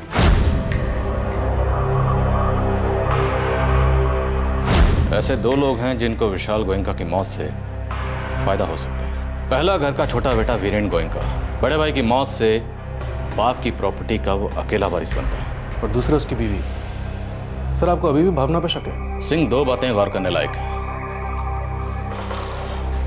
एक इज्जतदार फैमिली का बड़ा बेटा नशेड़ी था, दूसरा उसकी निजी जिंदगी में लफड़ा था, उसको औरतों में दिलचस्पी नहीं थी। इन दोनों बातों का असर सीधा सीधा फैमिली की इज्जत पर पड़ता है।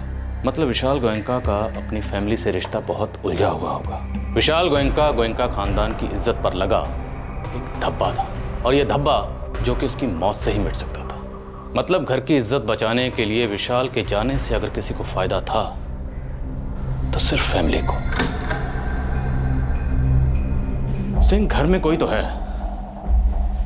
जो बहुत कुछ जानता है या फिर सब कुछ जानता है और छुपा रहा है। मुझे सचमुच पता नहीं था मेरा बेटा कहाँ जा रहा है। काश मैं उसे उगलवा सकती। अगर मुझे पता होता कि ऐसा होना है तो मैं मेरे बच्चे को कभी जाने नहीं देती। आपका बेटा मौत के मुंह में खुद नहीं गया, कोई लेकर गया उसे। यह खून एक साजिश है। आपके बेटे की सुपारी दी गई। सुपारी समझती हैं आप? किसी पेशेवर मुजरिम को पैसे देकर आपके बेटे को मरवाया गया है। इसलिए अगर आप कोई ऐसा सच जानती हैं जो हमसे छुपाया जा रहा है तो प्लीज बताइए। मैं सच कह रही हूँ, मुझे कुछ नहीं पता। जितना जानती थी उतना सब बता दिया है आपको।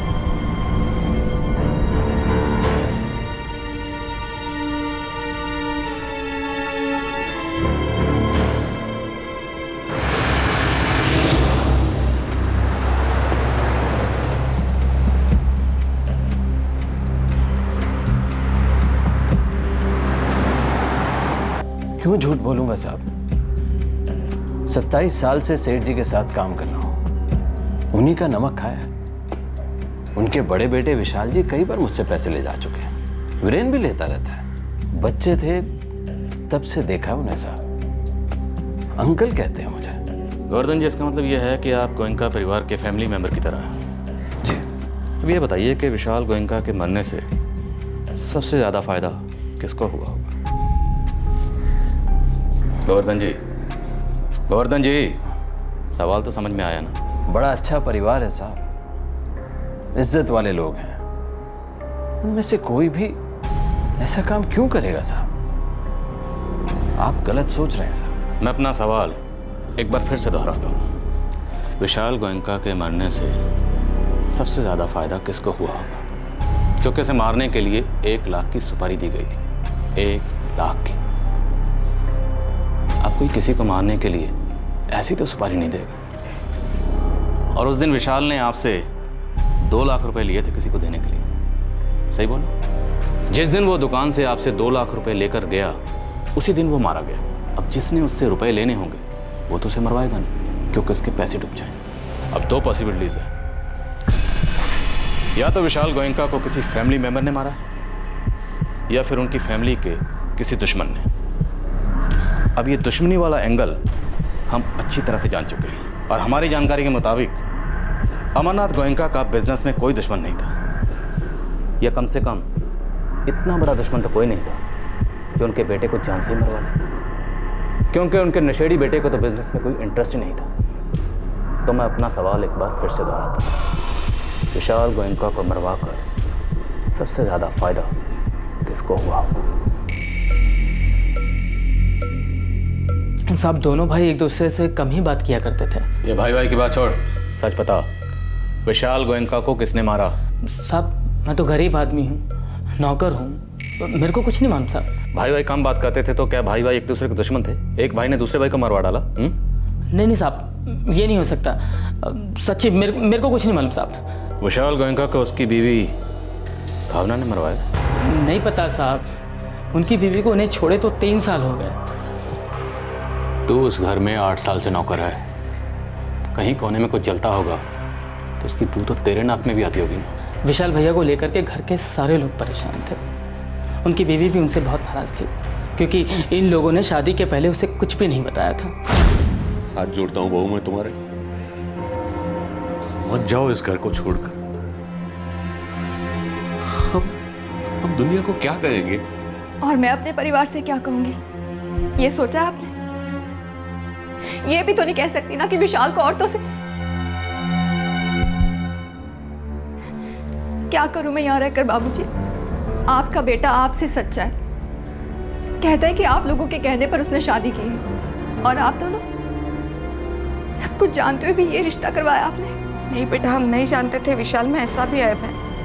हम तो बस उसके नशे के बारे में जानते थे। वो भी तो छिपाया आपने मुझसे, मेरे परिवार से।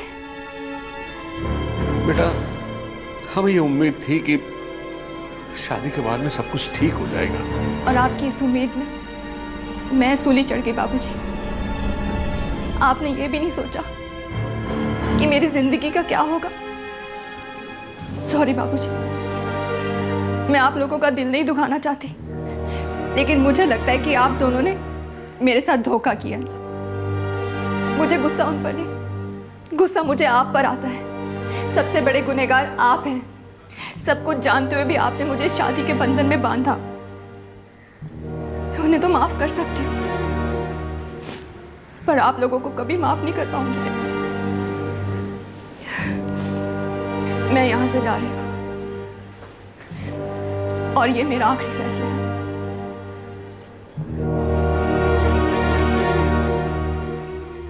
साहब मैं इन सबको गुस्सा भैया पे नहीं था, बाकी सब पे था। फिर भला वो क्यों मारेंगे उन्हें?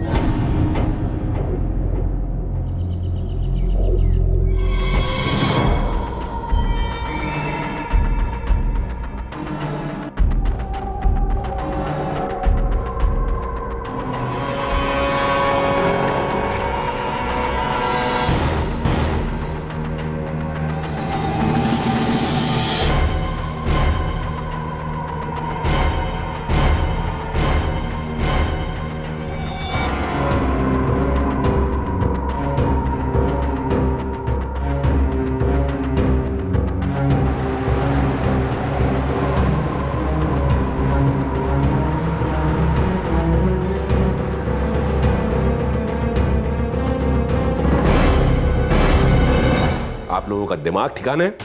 आप लोग मेरी बीवी से, मेरे नौकर से, मेरे मैनेजर से पूछताछ कर रहे हैं। सर हम अपना काम कर रहे हैं। हम हर उस आदमी से पूछताछ करेंगे जो आपके बेटे, सुना आपने, जो आपके बेटे के बारे में इतनी सी भी बात जानता है जिससे हमें यह पता चले कि उसका कत्ल क्यों हुआ और कैसे हुआ। आप लोग मेरी और मेरे परिवार की इज्जत की धज्जियां उड़ा रहे हैं। सर हम अपनी ड्यूटी कर रहे हैं। आपके बेटे का खून हुआ है और उसके खूनी को ढूंढना हमारा फर्ज है। तो जाइए ढूंढिए खूनी को, मेरे परिवार की इज्जत पे कीचड़ मत उछालिए। अमरनाथ जी, हम आपके परिवार की इज्जत पर कीचड़ कैसे उछाल सकते हैं? हमें तो ये भी पता नहीं कि आपको अपने परिवार पर किस कीचड़ के लगने का इतना डर है। सोचिए, विशाल आपका बेटा था, वो जैसा भी था, वो सिर्फ अपनी जिंदगी बर्बाद कर रहा था, वो सिर्फ अपनी लाइफ के साथ खेल रहा था। वो जो कर रहा था उसका असर उस पर या आपके परिवार की इज्जत पर पड़ रहा था। फिर उसका खून क्यों हुआ? अब ये काम या तो उसकी बीवी कर सकती है या फिर किसी ने घर की इज्जत बचाने के लिए किया, या फिर किसी को उस पर इतना गुस्सा आया कि उसने उसे जान से मार दिया। खून की वजह मुझे पता हो या ना हो, लेकिन इतना समझ चुका हूं कि खून का मकसद बाहर नहीं बल्कि घर के अंदर ही है। आपके बेटे विशाल के कत्ल के पीछे आपके घर के किसी सदस्य का ही हाथ है।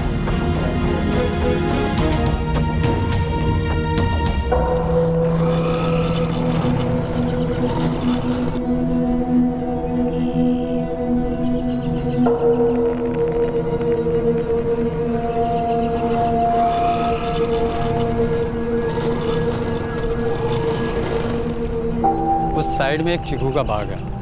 हाँ तो क्या है उधर? उधर एक खंडहर है। अबे सीधे सीधे पॉइंट पे आना। उस खंडहर में एक छोटा सा झोपड़ा है, उधर नाइक मिलेगा, उसको मालूम है।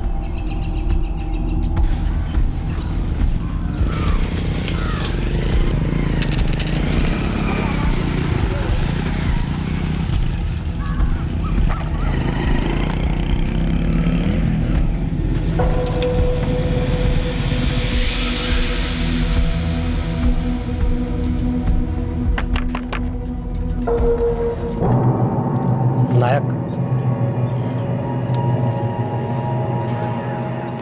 देख बे, अपने को किसी फालतू लफड़े में नहीं पड़ने का है। तेरा नाम नहीं आएगा। पुलिस सिर्फ पार्टी का नाम जानना चाहती है जिसने सुपारी दी थी। और हाँ, मैं जानता है कि कट्टा कपिल नारायण ने खरीदा था। और ड्रग्स किसने खरीदी थी? जो दामोदर नगर में विशाल गोयनका को मारने से पहले उसे दी गई। मरवाना क्यों चाहते थे मालूम नहीं, और वैसे ही उससे अपना कोई लेना देना नहीं है। ड्रग्स किसने खरीदी थी? प्रकाश, उनके घर का नौकर।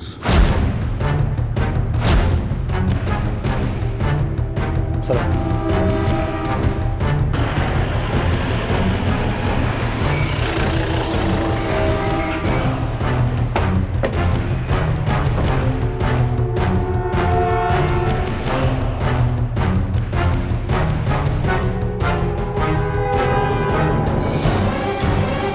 क्या हुआ गोवर्धन अंकल? पुलिस ने प्रकाश को हिरासत में ले लिया।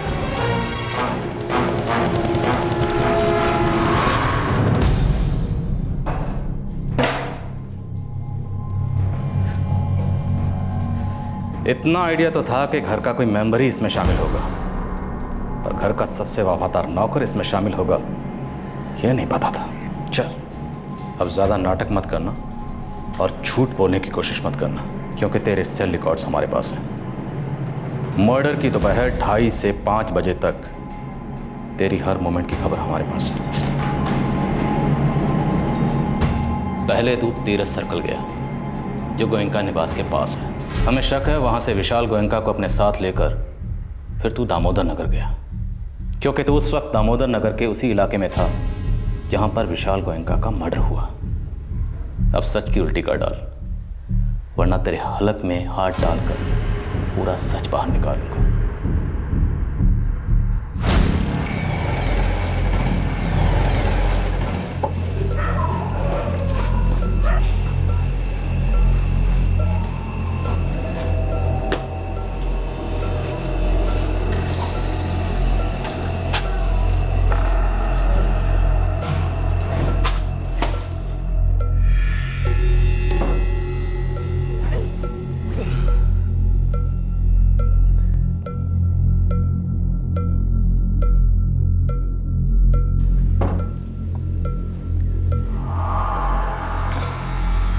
विशाल भैया, क्या है? विशाल भैया छोटा मुंह बड़ी बात। मेरे को जरा भी अच्छा नहीं लगता आप ये नशा पाने के लिए इधर उधर मारे मारे घूमते रहते हो। अब क्या इस घर के नौकर का भी भाषण सुनना पड़ेगा? अरे नहीं नहीं, ऐसी बात नहीं विशाल भैया। मेरी क्या औकात है जो मैं आपको भाषण दूं। मैं तो सिर्फ आपकी मदद करना चाहता हूँ। मेरे को मालूम है बड़े मालिक आजकल आपको पैसे नहीं दे रहे। विशाल भैया, मेरे पास एक रास्ता है। एक चरस गांजा बेचने वाले को मैं जानता हूँ। मेरा कर्जा है उसके ऊपर और वो दे नहीं पा रहा है। हाँ, लेकिन बदले में नशे का माल देने को राजी हो गया है। और वो भला मैं लेकर क्या करूँगा? मतलब मेरे किस काम का है ना विशाल भैया? आप चाहो तो रख लो, इसी बहाने मेरे पैसे भी वसूल हो जाएंगे। माल का है? एक दोस्त के घर पे बहुत सारा माल है।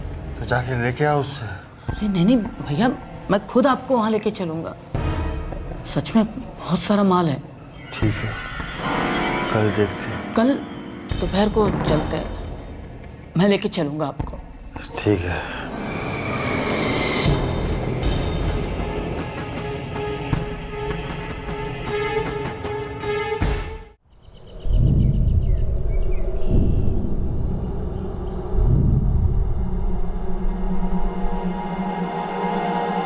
प्रकाश तो 7 बजे तक आ जाएगा ना? हाँ माँ जी, बस घंटे 2 घंटे का काम है, निपटा के आ जाऊंगा। आप चिंता मत करो। और रात का खाना? आ जाऊंगा, तब तक आकर बना लूंगा। माँ जी आप बिल्कुल ही चिंता मत करो, ठीक है? ठीक है। विशाल भैया मैं तीरथ चौक पे आपका राह देखता हूँ। जल्दी आ जाना। और हाँ, मोबाइल वोबाइल मत लाना। विशाल भैया माँ जी को भी कुछ मत बताना। अगर माँ जी को पता चल गया कि मैंने ही माल दिलवाया है, मेरी तो छुट्टी ही समझो। मैं चलता हूँ विशाल भैया, आ जाइएगा। हाँ,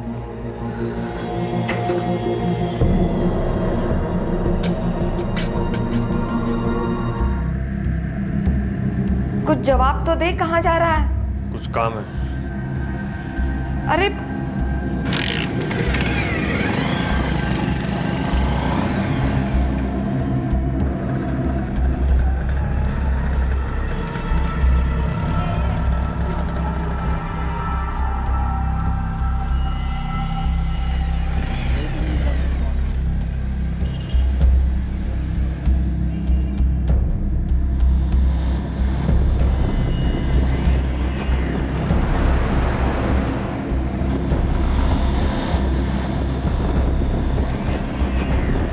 विशाल भैया, ये मेरा जिगरी दोस्त कपिल भाई, आपको बताया था रात को। माल का है?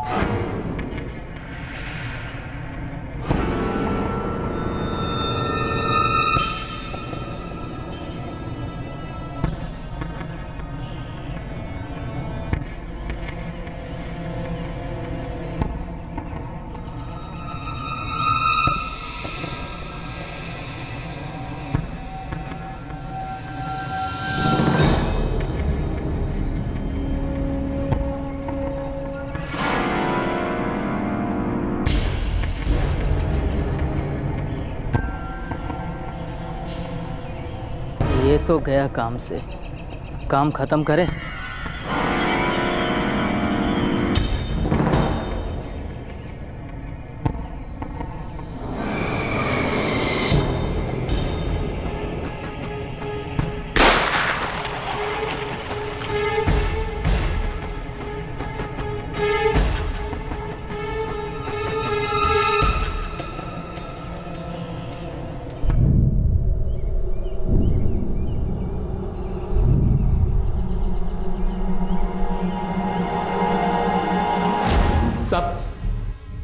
कपिल को मैं पहले से ही जानता था।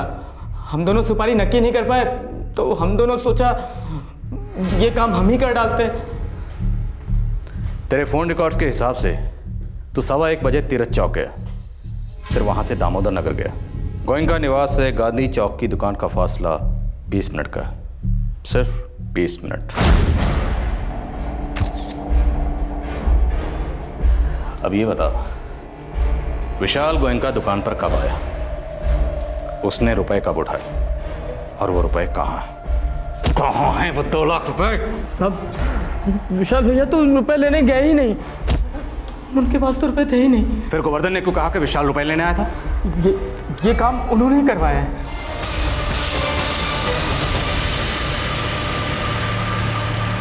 प्रकाश सुन, तीरथ सर्कल है ना, वहाँ कृष्णा रेस्टोरेंट है, तो वहाँ पर आ जा। बात क्या है गोवर्धन जी? तो मिल, फिर बताता हूँ। साहब चक्कर क्या है? सवाल मत कर। घर में सेठानी जी को बहाना बनाकर निकलना, बताना मत कि मुझसे मिलने आ रहा। हाँ ठीक है साहब। शाम 4 बजे, लेट मत करना।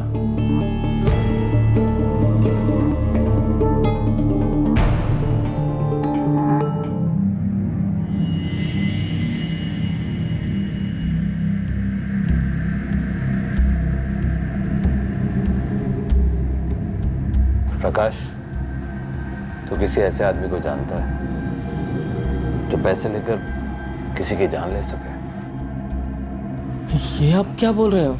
जानता है या नहीं? मेरे को थोड़ा डर लग रहा है। 2 लाख मिलेंगे, सोच ले। काम क्या है? किसको ठिकाने लगाना है? विशाल जी का। खुद करना है खुद कर ले, किसी और से करवाना है वो भी देख ले। लेकिन आप ऐसा क्यों कर रहे हो?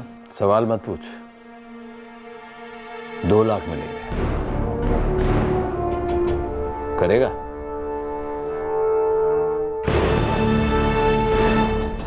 साहब मेरे को काटो तो खून ना निकले, ये हाल था मेरा। और ऐसे में मैनेजर साहब सुपारी दे रहे थे, कसम से खोपड़ी खिसक गई। फिर सोचा साला कब मिलेगा इतना पैसा, रकम बड़ी थी। मैंने साहब हाँ बोल दिया।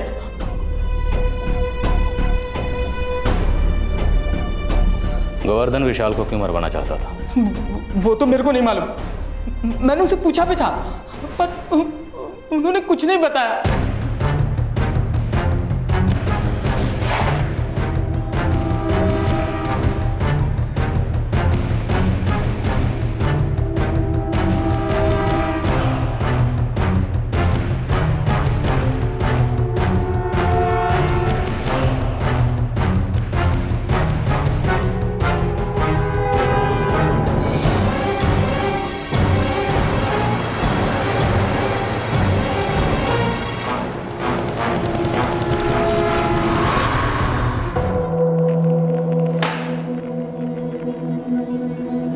गोवर्धन जी, बहुत गोल गोल घुमाया आपने।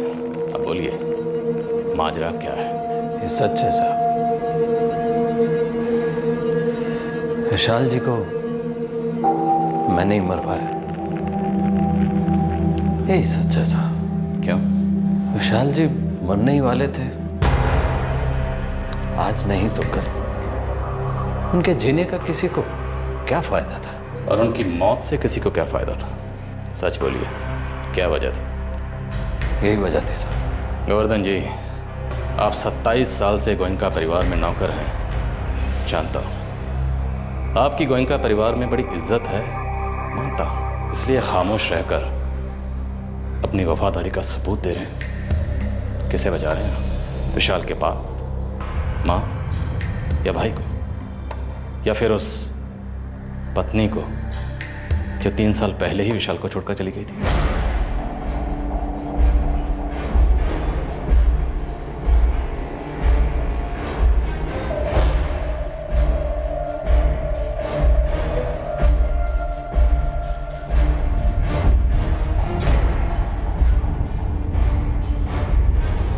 प्रकाश, हमारा नौकर 8 साल से हमारे घर में काम कर रहा है,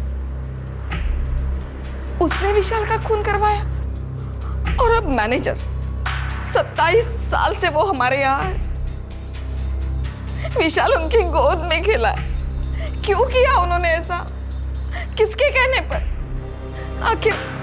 कौन हमारे बेटे को मरवाना चाहता है? कौन है इसके पीछे? मेरी तो समझ में कुछ नहीं आ रहा।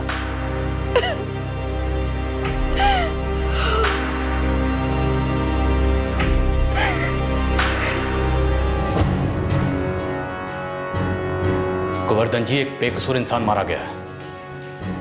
मानता हूं उसका जीने का ढंग अलग था, मानता हूं वो कुछ ऐसा कर रहा था जिससे परिवार की इज्जत पर आंच आ रही थी, पर फिर भी किसी को क्या हक है कि उसकी जान ले ले? ये खामोश रह के आप जिस गोयनका परिवार के लिए वफादारी निभा रहे हैं ना, वो विशाल भी उसी गोयनका परिवार का बेटा था। बोलिए, विशाल गोयनका का कातिल कौन है? सर,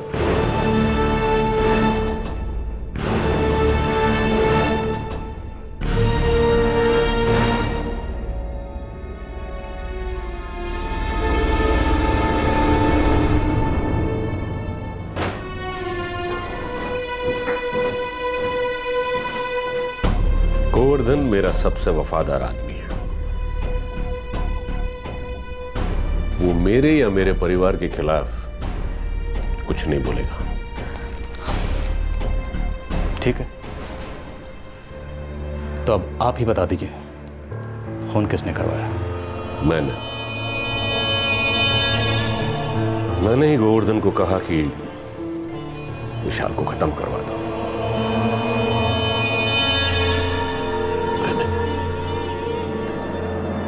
उसके बाप ने ही कहा कि उसे खत्म कर दो।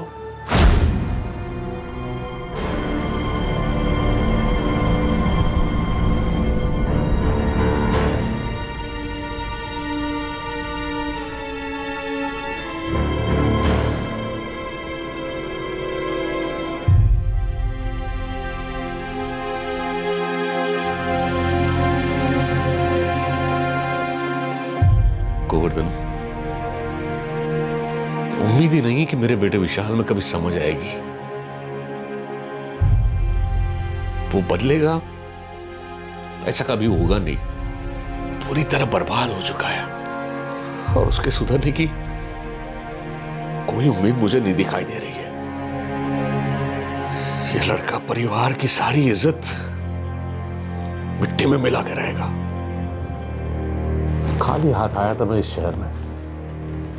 ये कारोबार मैंने खड़ा किया, पैसा कमाया, नाम कमाया, शौहरत कमाई, लेकिन इस सबको विशाल मिट्टी में मिला के रहेगा। सेठ जी, बात क्या है? एक काम करोगे गोवर्धन? आपके लिए कुछ भी करूंगा, कुछ भी करूंगा सेठ जी। आपके मन की शांति के लिए, आपकी इज्जत बचाने के लिए मैं कुछ भी कर जाऊंगा, कुछ भी सेठ जी।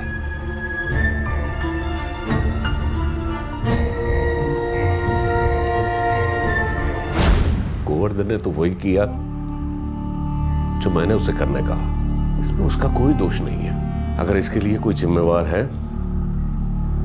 तो अकेला मैं ही। अमरनाथ जी, विशाल के पिता होने के नाते आपको यह हक नहीं मिल जाता कि आप अपने बेटे की जान ले लो। मैं मानता हूं विशाल का जीने का ढंग अलग था, आपको नापसंद था, पर इसका मतलब यह नहीं कि आप उसकी जान ही ले लो। आपके जिस्म के किसी हिस्से में अगर कुछ तकलीफ हो, आपके हाथ में, आपके टांग में, तो आप अपने हाथ या पैर का इलाज करवाओगे या उसे काट के फेंक दोगे? विशाल जैसा भी था आपका बेटा था, आपका अपना खून। वो भटक गया था, उसे रास्ते पर लाना आपका फर्ज था, पर आपने तो उसे इस दुनिया से खत्म कर दिया। बहुत गलत किया अमरनाथ जी, आपने बहुत गलत किया।